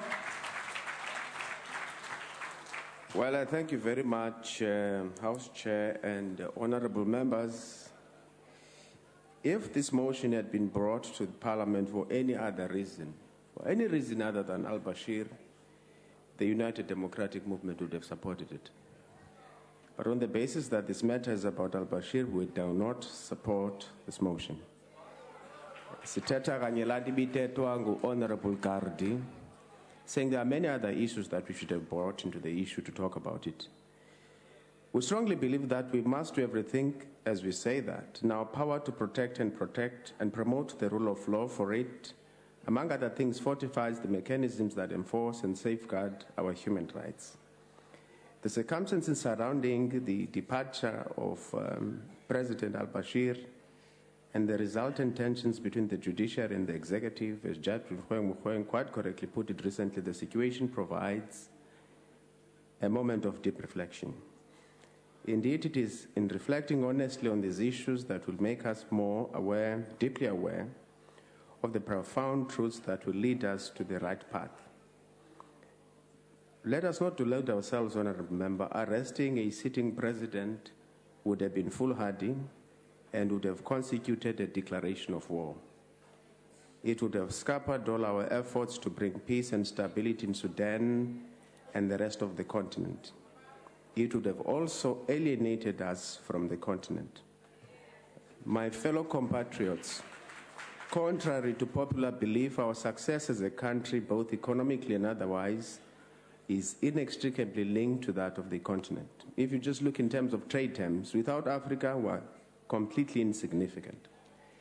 Borrowing the words of John Donne in his poem, No Man is an Island, we should understand, and I quote, that South Africa is not an island, entire of itself.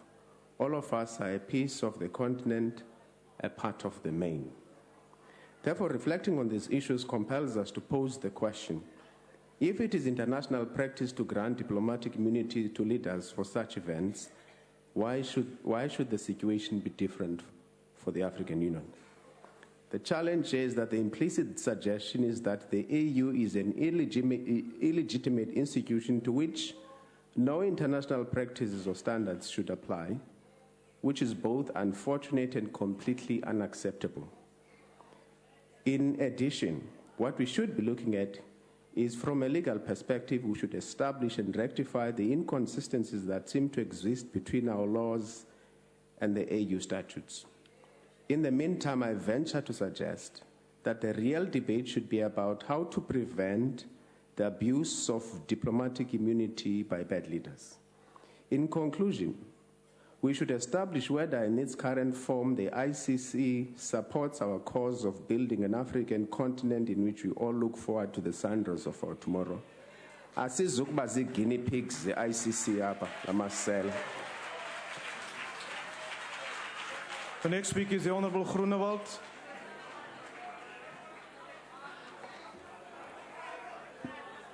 Order, honourable members, order. If the ANC members are so sure that the Honourable President is innocent, why don't you support this motion? Because then you have the opportunity to prove his innocence. But if you do not support it, it seems you have something to hide and you have doubt in yourselves. If you are a member and you want to ensure that you comply to your responsibilities, you will support this motion, or else you also become runaway MPs like the runaway president. That is what is happening. Agbare voorsitter, as die ANC so seker is dat die president nie die grondwet oorskry nie, hoekom is dit dan dat daar 'n gesprek moet plaasvind tussen die grondwetregters, die regbank en die regering? Dit op sigself dui dat daar 'n probleem is. Net verlede week vergader hulle en daar word ooreengekom dat die regering en die regbank mekaar nie sal kritiseer nie. Skaars 'n paar dae daarna kom die agbare minister van Hoër Onderwys, kommunis nommer 1, en wat sê hy? Hy maak 'n aanval op die regbank en sê hulle skep onderhoud of onderskeid tussen ryk mense in die hof en arm mense, en mense met 'n hoë profiel. Dan het ek nêrens gehoor dat daar ingetree is nie. Maar verbaas ons dit, agbare voorsitter? Want wat is die uitgangspunt van die agbare president oor die grondwet? En kom ek lees vir u. In 1996 haal die Eastern Province Herald in die Natal Witness hom aan, waar hy op 17 November lede toegespreek het in Durban, KwaZulu-Natal, en hy sê die volgende: The ANC was more important than the Constitution. No political force can destroy the ANC. It is only the ANC that can destroy itself, and the Constitution was only there to regulate matters. Dis wat die agbare president dink van die grondwet. Ek wil vandag vir u sê, dit suurdeeg tot op grondvlak. Die agbare president is bekommerd oor 141 mense wat die naweek gesterf het in 110 motorongelukke. Want die mense is wetteloos. Hy stel die voorbeeld. Ek wil vir u sê, 'n boer sal vir u sê, 'n bonpoot borsvleis het die vermoë, net een, as hy 'n bees gebyt het, word hy siek en hy gaan dood. Ek wil vir u sê, die president is soos 'n bonpoot borsvleis. As hy die reg verontagsaam, sal die mense op grondvlak dit ook verontagsaam. The next speaker is the Honourable Swart. Thank you, House Chair. House Chair, the ACDP believes that there may be some validity to the argument that the ICC has shown bias towards prominent African figures whilst ignoring serious human rights violations elsewhere. There may also be legitimate legal questions about whether President Bashir was actually on South African soil while attending the AU summit in Sandton, or whether, by way of a legal fiction, he was on territory temporarily under AU control. Even if we were to accept both these positions, however, as the government seems to have done, these arguments should have been made while following the due process of international and domestic law. These arguments were, in any event, rejected by the full bench of the North Gauteng High Court. But even if we accept these positions, the way to resolve the argument, and it is a complex matter, one is almost between a rock and a hard place, but the due process of law, international and domestic, South Africa is free to withdraw from the Rome Statute. We are free to. That brought the IEC into being. We have not withdrawn from it. Therefore, we are bound by it. The government is also free to apply for leave to appeal the North Gauteng High Court judgment, and as it is doing, it has done this. What the government is not free to do is to ignore its obligations under international law or to act in violation of the Constitution and basically to display contempt for the High Court. All of which, by allowing President Bashir to leave and perhaps even assisting him to do so, it has done. Any flight from Waterkloof Air Base cannot take place without government knowledge. And we know that in a democracy there are few things as important as the rule of law. So let's separate the issue here. Our Constitution recognizes this by naming the supremacy of the Constitution and the rule of law as the founding provision right at the beginning in Section 1. Everything else in the Constitution, and therefore in the rest of the law, flows from this and depends on this. In the absence of the rule of law, we are left at the mercy of arbitrary, capricious, and unacceptable and unaccountable rule, exactly the kind of which we saw in operation when President Bashir was allowed to leave. The ACDP will support this motion. I thank you. Thank you, Honourable Member. The next speaker is the Honourable Mtembu.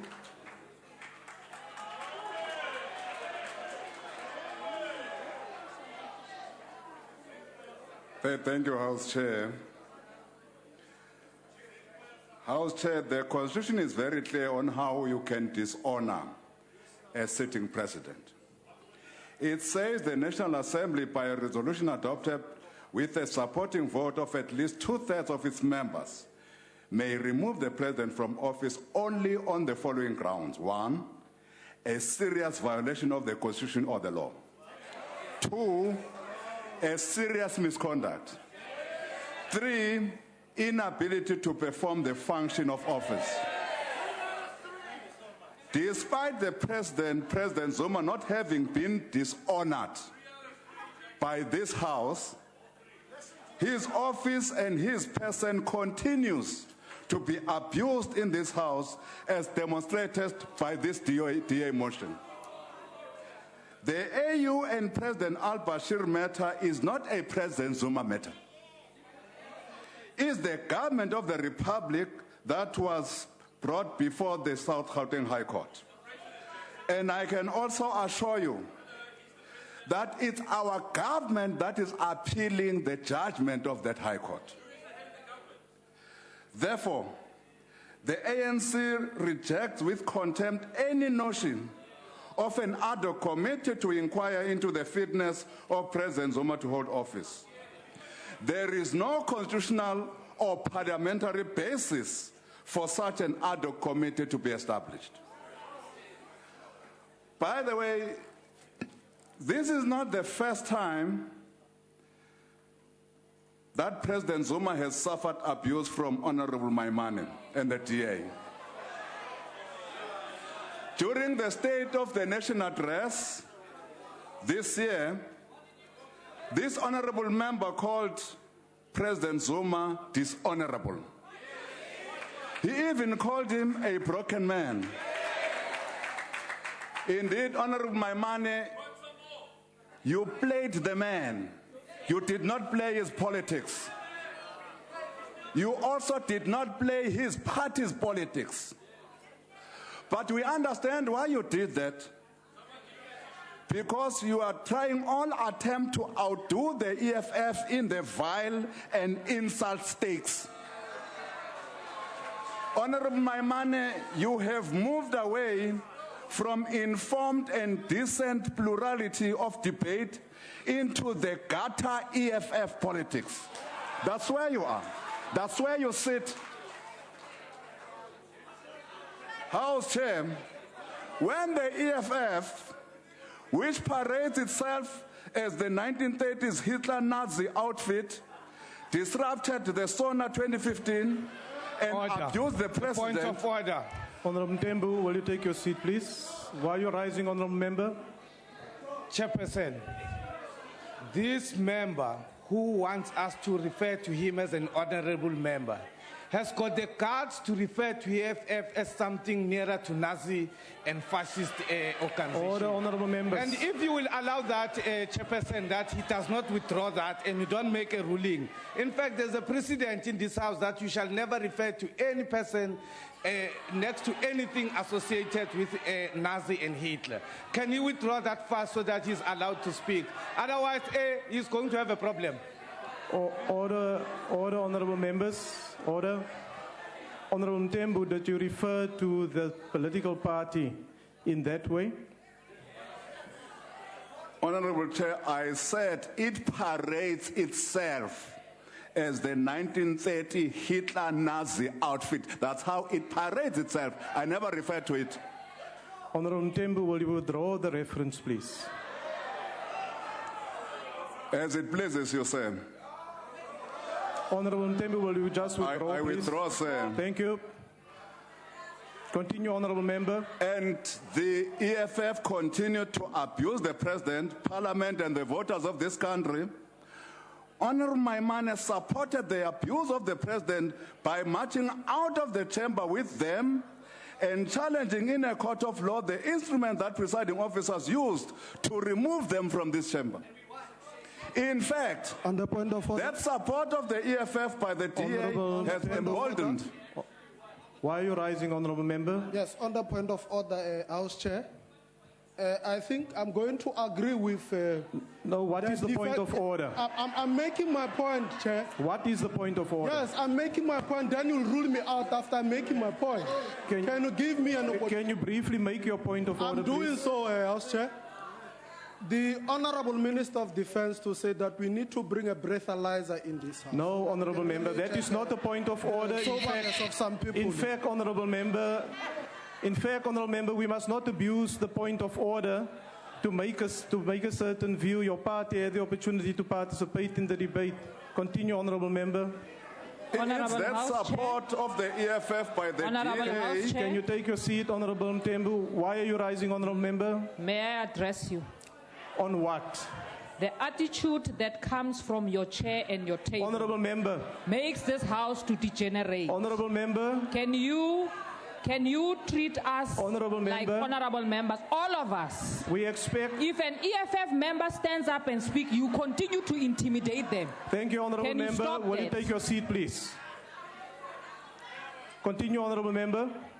It's your support, Honorable Maimane, of the EFF and the DA's support of this outfit that has emboldened them to object to everything in this House.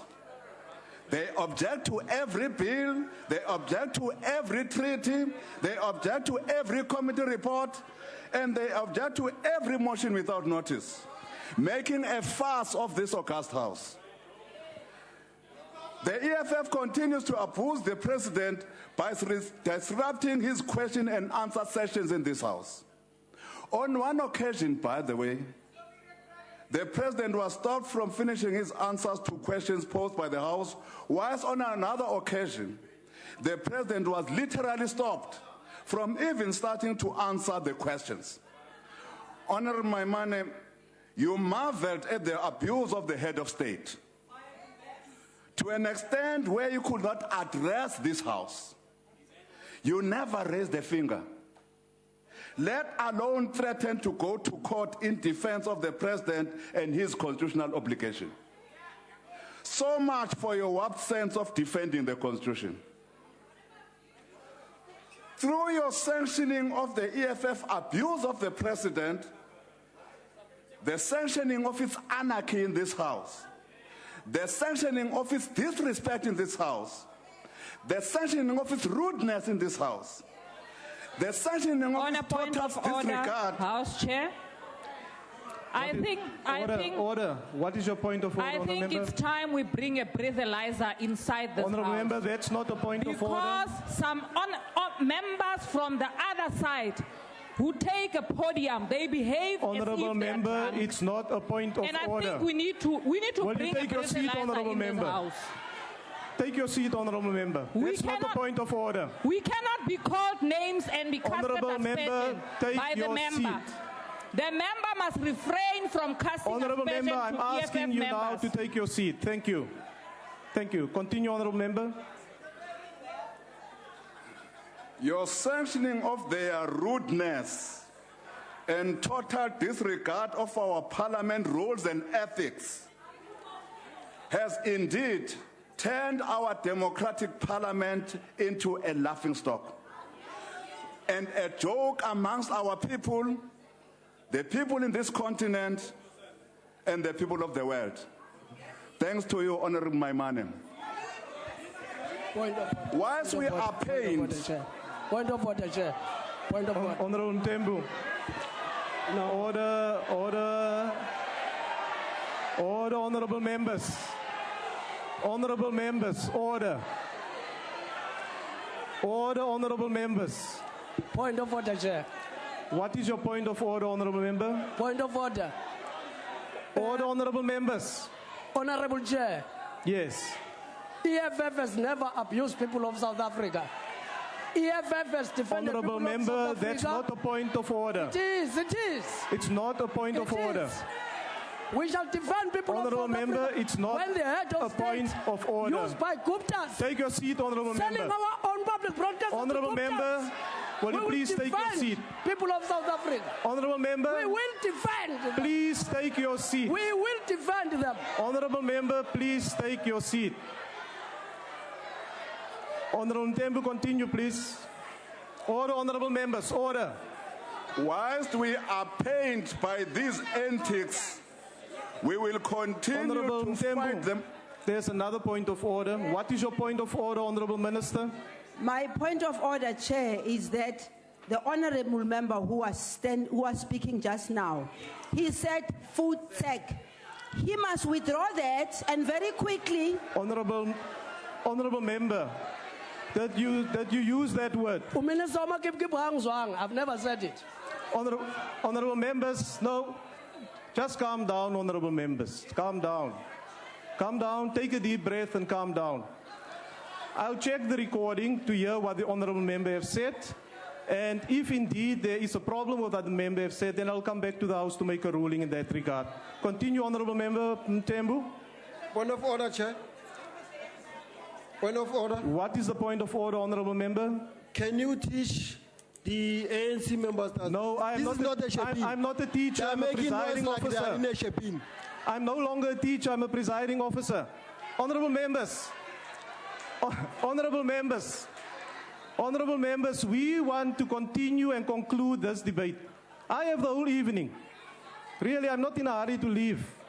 So if you want to continue interjecting, you are going to create a problem. Order, honorable members. Why are you rising, honorable member? Ngiyabonga lapho ngaphambili. Bengifuna ukwazi nje ukuthi yini makusukuma uNjomane njengemember yala iParliament evumelekile kuvele kuhlekwe bakhulume yonke into uze ngabe usho lento ayisho nje abamhloniphi why bangamhloniphi ngoba naye umele abantu base South Africa. Thank you. Ngiyacela lapho ke nilungise leyo nto ngabe bikho umuntu obhekela phansi. Thank you, honorable member. Order, honorable members. Honorable members. Honorable members. Honorable members.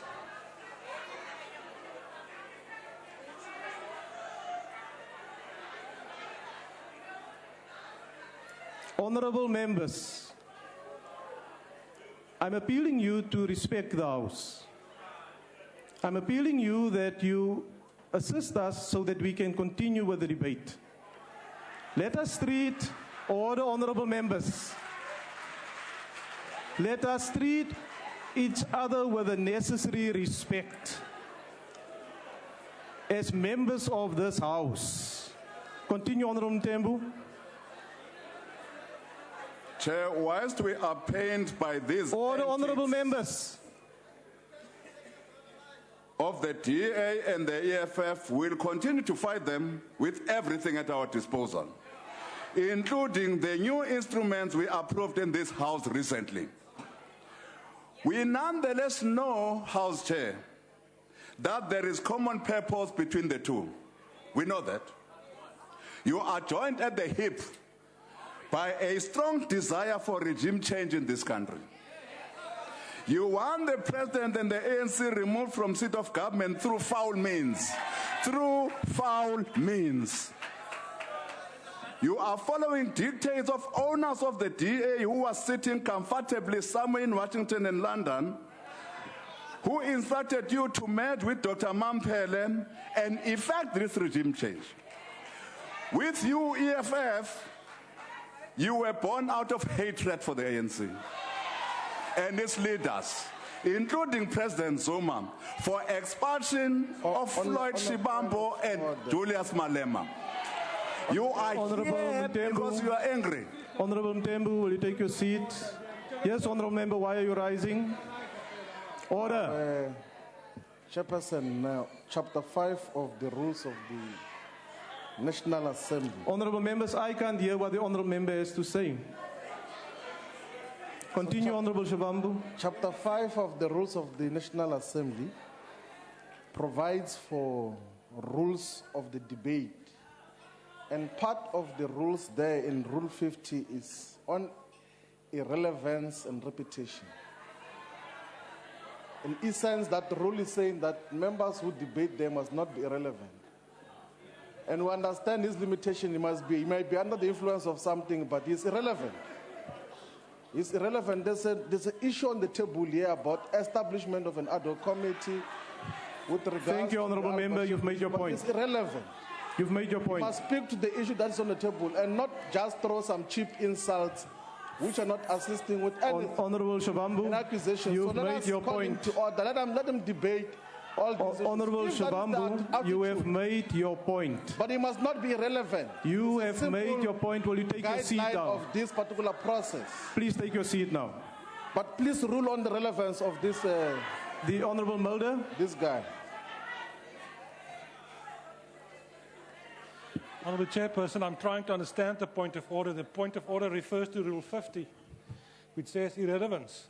And if I understand the Honourable Shivambu correctly, he says by referring to the EFF, the speaker is irrelevant. No. So I understand that because of the irrelevance, they should... I think, Honourable Mulder, you and the Honourable Shivambu can discuss that in another forum. However, Honourable Members, as I've indicated here, this is a political debate that is taking place here in the House, and I will allow the debate to continue within the ambit of the resolution as is there. Honourable Mtembu, will you continue, please? We said, Honourable Chair, the motion was brought into this House as a form of abuse for President Zuma. And we are continuing in that vein by saying that this outfit called the EFF was born out of hatred for President Zuma and other ANC leaders precisely because they were ejected from the ANC. And therefore, it's very unfortunate that the DA is supporting a group of people who are here to use parliament to settle political scores and who are driven by personal vendettas. Honourable Mtembu, will you take your seat, please? Why are you rising, Honourable Member? Chairperson, the Speaker... Order, Honourable Members. I don't help you to howl. No, I'm here to Honourable Gardi. Put your point of order, please. I was never expelled from the Congress movement. And he can't make aspersions and mislead the nation and lie here in this honorable House Honourable that we Member, were ejected from the ANC. Honourable Gardi, that is not a point of order. Were you there? Honourable Gardi, that is not a point of order. That's a point for view. It's a debate that you must have with the Honourable Member. Aspersions and misleading Will you take your seat now, please? We were never expelled, man. Will you take your seat now, please? Honourable Mtembu, will you conclude now, please? People of this country know their history. House Chair, I'm confident that the people of South Africa will judge the DA and the EFF for what they are. Unpatriotic compatriots of opposites. This DA animal is a far different animal from the organization that was led by the likes of Ma'am Helen Suzman, who is probably shaking in a grave for witnessing what her organization has become. A pitiful shadow of its former self. The likes of Van Zeisler, Bertoni Leon, Colin Eglin, and Sheila Kamera were robust and fierce interrogators of government and its programs. They did not abuse the head of state. They located themselves within the ambit of the Constitution whilst not shying away from their opposition role. I'm quite certain that they too are embarrassed by what you, Honorable Maimane, have made out of their organization.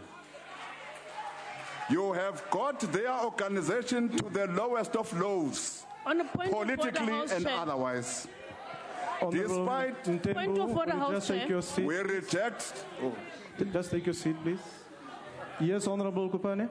House Chair, may you please ask the honourable member to stick to the point of the debate? No, that's not the point of order. ANC does not have points. That's Honourable why member, he's fumbling that around. is not a point of order. Yes. Honourable Mtembu, will you conclude, please? Despite and notwithstanding the abuse of our president through motions and other antics in this house, President Zuma remains unbroken and he continues to lead South Africa with distinction. The same can be said about the African National Congress. We are unstoppable, unbreakable, and ever ready to be of service to our people. It is for this reason that the majority of South Africans will continue to vote for the African National Congress and President Zuma. We reject this motion with the contempt it deserves. Order, honourable members, order. The next speaker is the Honourable Gordy.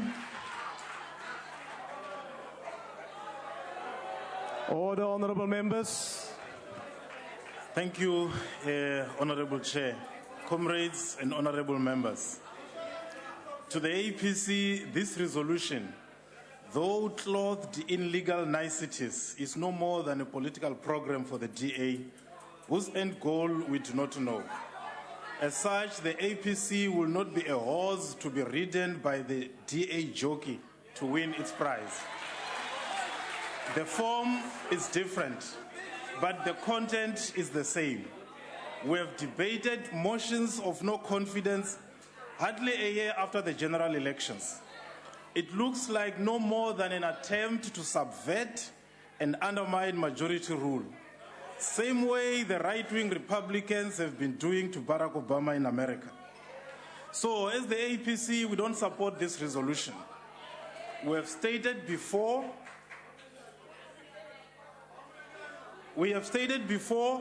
that we would not have supported the humiliation and provocation. Order, honourable members.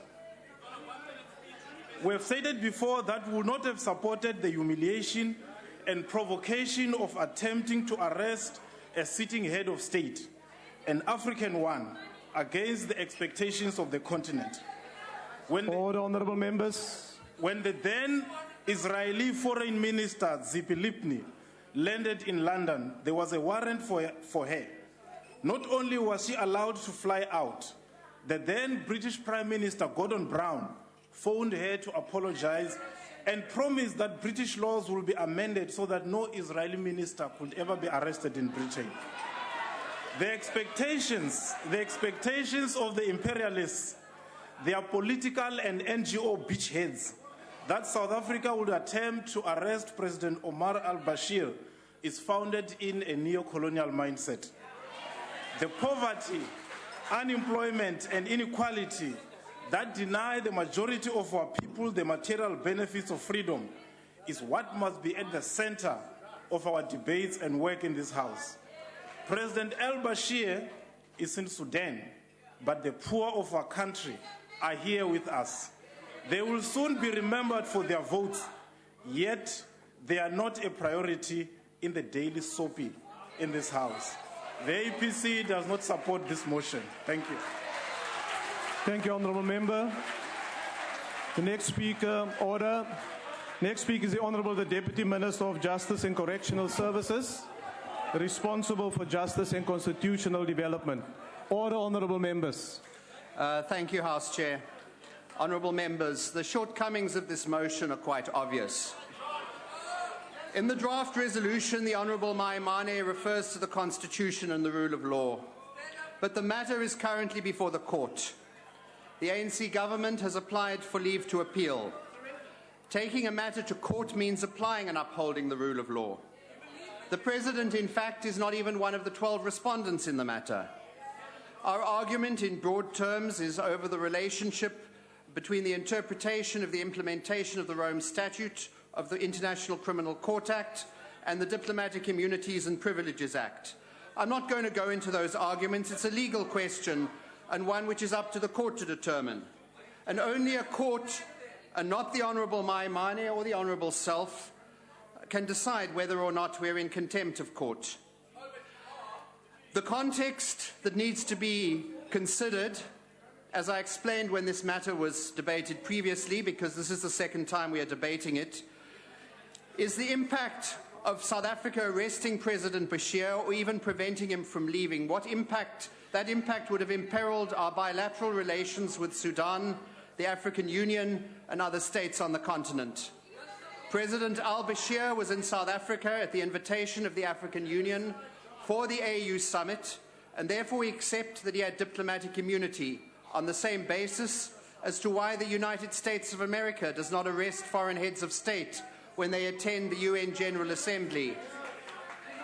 Does the Honourable Mai Mane care about the impact of arresting a sitting head of state attending an African Union Heads of State summit at which he understands... Order, honourable members. Does the Honourable Mai Mane care about the people of Sudan, really? Our former President Thabo Mbeki, the head of the AU High-Level Implementation Panel, recently said that President al-Bashir is a critical component of the peacemaking process in Sudan based on the wishes of the people there.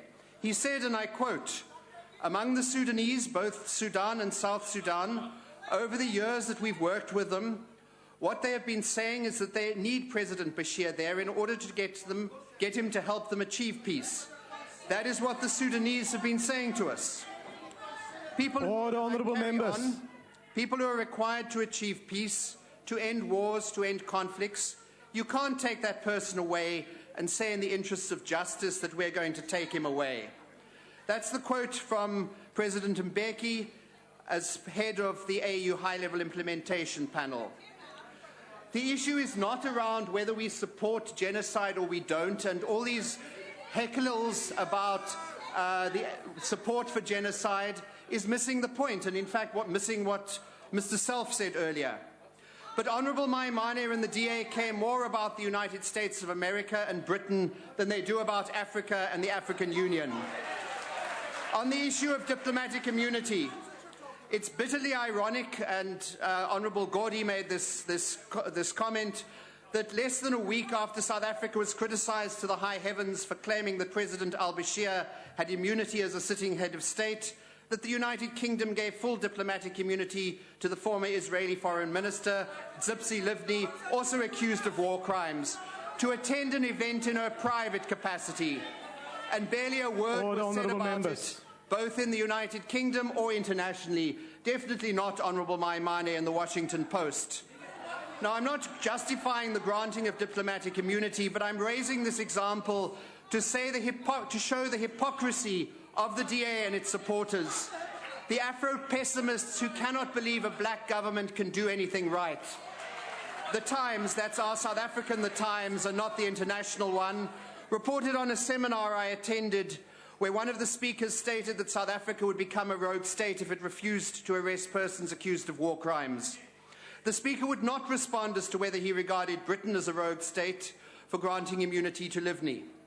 The Times, in reporting the matter, claimed he'd said South Africa was in fact becoming a rogue state, which is not what he said. This is a serious allegation, and when I wrote an article correcting this, they refused to publish it. That's the Times. That's the freedom of press for some people. But this debate is not about Sudan or even Africa. It's about headlines and more media coverage for the Honourable Mai Mane. Honourable Mai Mane is a hollow man presiding over a hollow party. A party which, as the Business Day calls, is just all bright lights and hashtags.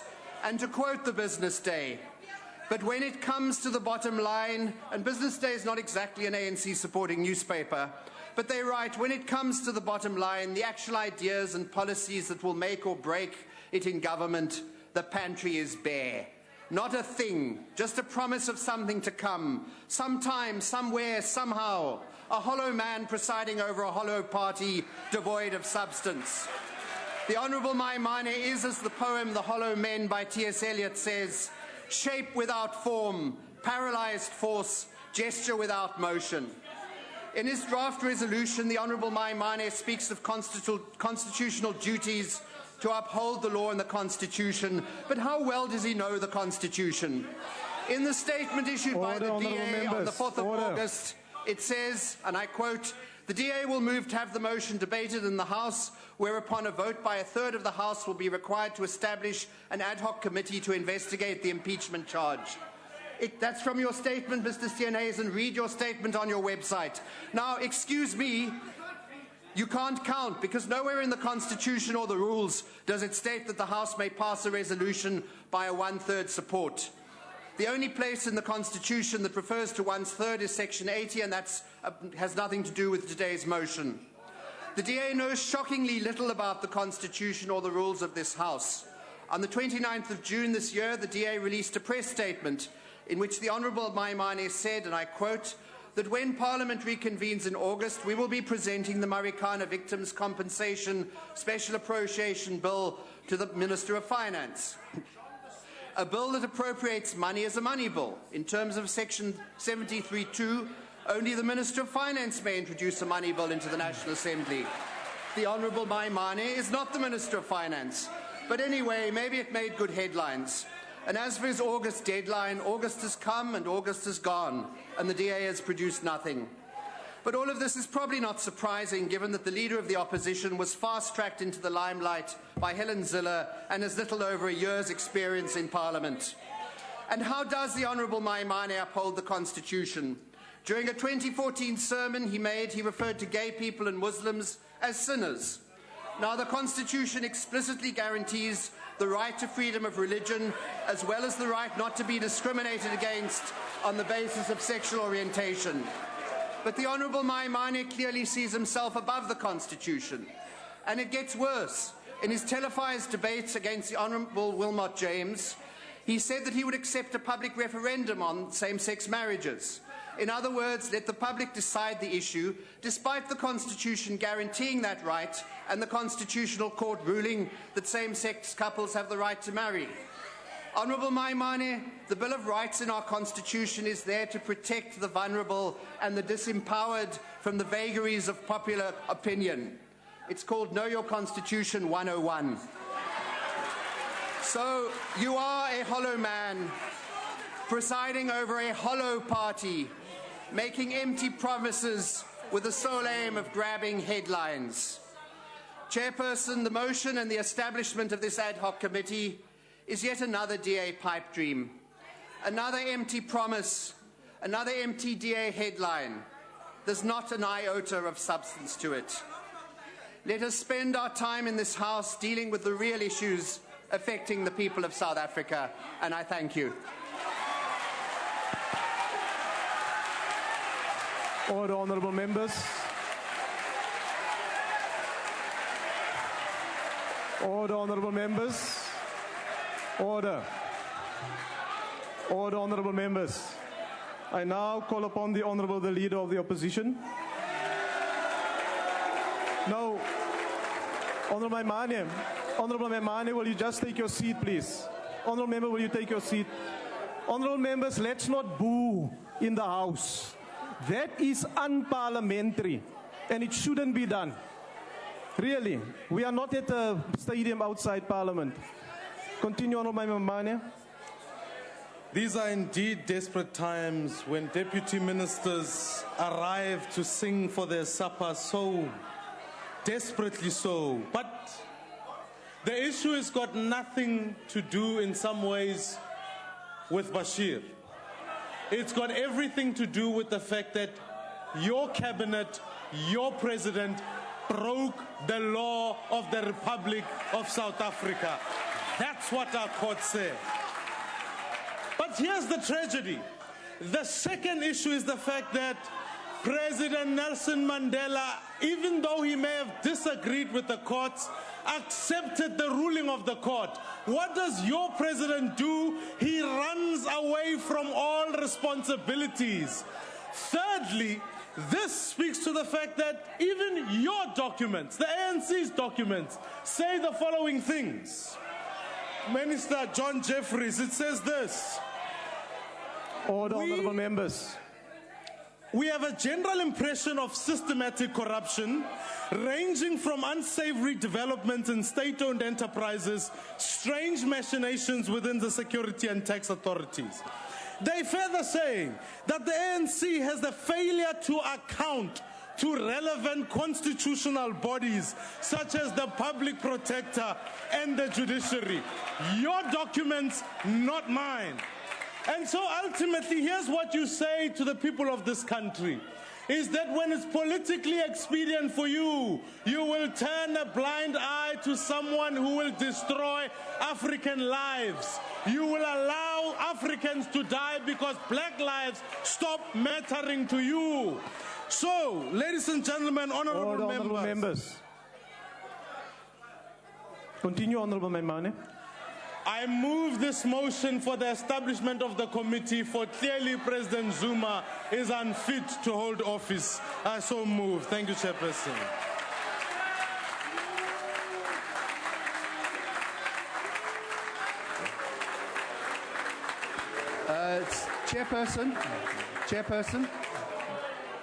Chairperson? Yes, honorable member. Just a bit confused. I mean, this is not an impeachment motion.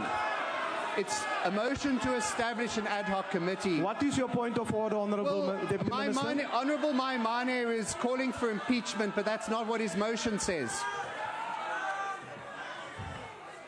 Honourable members, we've been discussing... House Chairperson. We've been discussing the motion on the order paper. Yes, honourable member. I'd like to address you in terms of Chapter 3 of the rules, if I may, House Chairperson. Chapter 3 deals with the election of office bearers in this Parliament, House Chairperson. And it talks about the Speaker, it talks about the 3 chairpersons. But I'm battling to find where it deals with the head boy, because clearly John Jeffries thinks he's the head boy. Honourable member, that's not a point of order. Order, honourable members. Order. Honourable members. Order. Order, honourable members. The debate on this motion has been concluded. Order. I now put the motion. Are there any objections? There are objections. I'll thus put the question. Chairperson. Yes, honourable member. Wanted to move an amendment to the motion as the EFF. Can I proceed and do so? So those of you who have got the other paper, you must read from the blue paper. Okay. The proposal of the EFF is that in the draft resolution of the leader of the opposition, the DA, we must keep, under number 1, must keep A to C, but under number C, it must be section 83 of the Constitution A to section 83C. That we must altogether remove D. Then under number 2, we should completely remove A to D and replace with the following. That an ad hoc committee should be established to inquire the capacity of the president to hold office in light of the massacre of mine workers in Marikana by his administration. 2, for allowing wasteful and irregular expenditure in his home to continue despite the constitutional obligation to jealously guard against wasteful expenditure of government resources. 3, his failure to censure his members of the executive from making disparaging remarks about the judiciary. Number 4, for dismally failing to understand and provide lasting solutions to the economic crisis that is confronting South Africa and leading to job losses, poverty, and massive suffering. Number 5, for voting with imperialists in the murder of Colonel Muammar Gaddafi and abandoning the African agenda for political expedience. Number 6, for failing to provide lasting solutions to the financial exclusions of students in institutions of higher learning. And lastly, for disrespecting the remedial action of the public protector that he should pay back the money that was used for the illegal construction of his residence in Kandla. And then we propose that Section G should be changed to say that the chairperson of the committee, the ad hoc committee established, shall be a member of parliament who does not come from the political party of the president. And then the constitution of the committee should be as per Rule 124 of the rules book that says it's going to be ANC 6, DA 3, EFF 1, and other parties 1. But the principle is that such a committee should be chaired by a member of parliament who does not come from the ruling party. That is the amendment that we're moving on. Thank you very much. Thank you, Honourable Member. There's an amendment that has been moved by the Honourable Member. Honourable Mulder. Well, Chairperson, although the EFF obviously has the right to move an amendment, I would suggest that it's not an amendment, it's a different new motion. And they're entitled to bring that motion, and then we have to debate it, but it's not an amendment of the current motion. Honourable Steenhuisen. Yeah, Chairperson, thank you. And we'd need some guidance from you in this matter, because as you would be aware, this is the first time that we've debated a motion in terms of Section 89 of the Constitution in the House, and our rules are silent on it. We've been provided subsequently for Rule 102, which is a motion of no confidence, but this is the first time. So Rule 89, Section 89 of the Constitution is quite specific. It says, and I quote from the end of it, may remove the President from office only on the grounds of, and it lists it very narrowly there, A, serious violation of the constitutional law, B, serious misconduct, or C, inability to perform the function of office. So you have to make a substantive case to bring a motion in terms of Section 89. We chose to do that in terms of the Bashir matter because in our viewpoint, in our political viewpoint, as been shared in the debate, we believe there was a violation of the law of the Republic and of the Constitution and the President's oath of office. So I would submit to you that a motion brought in terms of the wide range, and I certainly agree that the President has shortcomings in many of those, but I think it would render us in constitutional difficulty if we're to bring a motion of that general nature when we actually haven't substantiated it during the debate in terms of Section 89 today. So I seek your guidance, Chair. The Honourable Shavambu. We've got lots of teaching to do here. The Constitution, Section 89 of the Constitution, provides for 3 grounds upon which a sitting president can be removed. 1 is serious violation of the Constitution and the rule of law. 2 is serious misconduct. 3 is inability to perform the functions of office. And holistically, all the issues that we have highlighted here is violation of the Constitution, is inability to perform the functions of the office, but also they amount to the serious misconduct. So instead of focusing narrowly on the issue of Bashir, let us also holistically look into the suitability of a sitting president to continue holding office. Thank you, Honourable Member. Constitute an ad hoc committee. That is the amendment that we're moving, and I think the ANC will agree to establish Honourable, because they want to get rid of him as well. Thank you, Honourable Member. Honourable Members, we will do the following. I've applied my mind to the matter, and I will put the amendment first. I now put the amendment. Are there any objections to the amendment as moved by the Honourable Shavambu? There's objections. I now put the question. Those in favour will say aye. And those against will say no. I think the noes have it. We'll call for division. A division having been called for, the bells will be rung for 5 minutes. Thank you very much.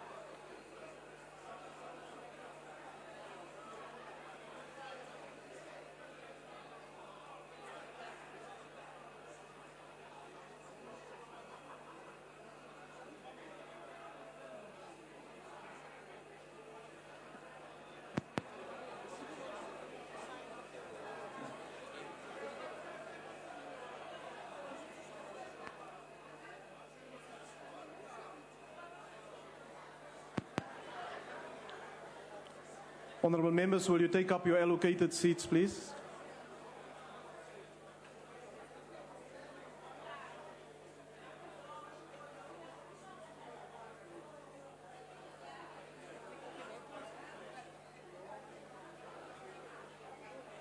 Order, honourable members. I would like to remind members that they may only vote from their allocated seats, and when requested to do so, members must simply indicate their vote by pressing the appropriate button below the yes, no, or abstain signs. If a member inadvertently presses the wrong button, the member may thereafter press the correct button. The last button pressed will be recorded as the member's vote when the voting session is closed. The question before the House is that the amendment to the motion as moved by the Leader of the Opposition be agreed to. Are all members in their allocated seats? I said the amendment to the motion as originally moved by the Leader of the Opposition. Right? So we're voting on the amendment as moved by the EFF. Everybody with me now? Thank you. Voting will now commence.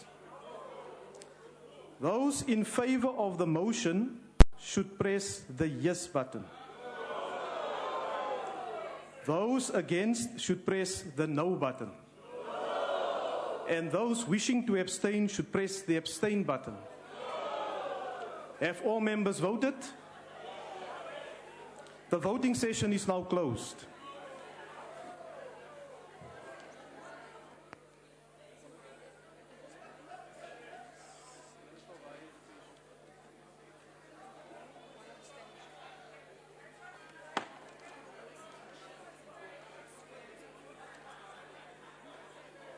Order, honourable members. Order. Order. The result of the division is as follows. Those in favour of the amendment, 17, and those against, 310. There's one abstention. The amendment is therefore not agreed to. Honourable members, I now put the original motion as it appears on the order paper. Are there any objections? Yes. I now put the question. Those in favour of the original motion as put on the order paper will say aye. Aye. And those against will say no. No. I think the noes have it. House Chairperson, it seemed very close to me. We'd like to have a division. Thanks. A division having been called for, the bells will be rung for 1 minute.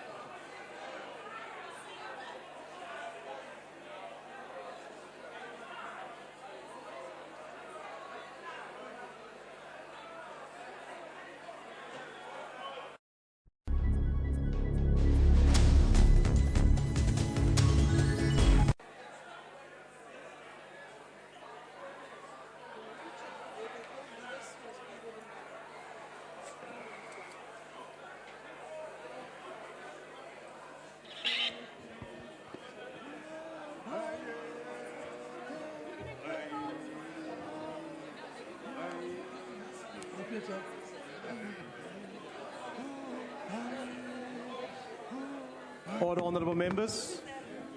Order.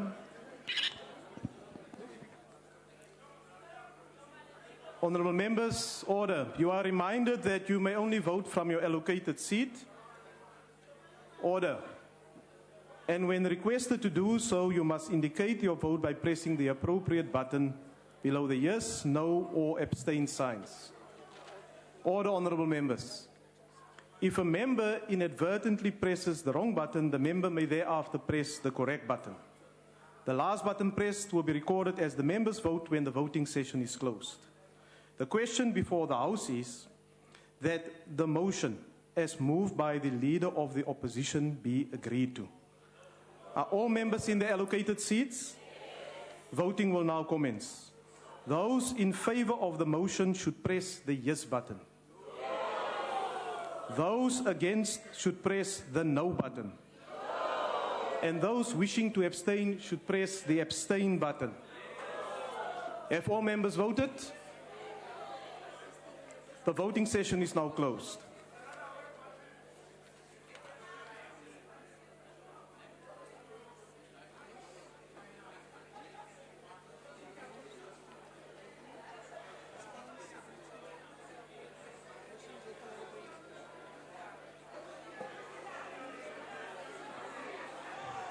Order, honourable members. Order. The result of the division is as follows. Those in favour 100, those against 211, there are 17 abstentions, and the motion as it appears on the order paper under the name of the Leader of the Opposition is thus rejected. That concludes the business for the day, and the House is adjourned.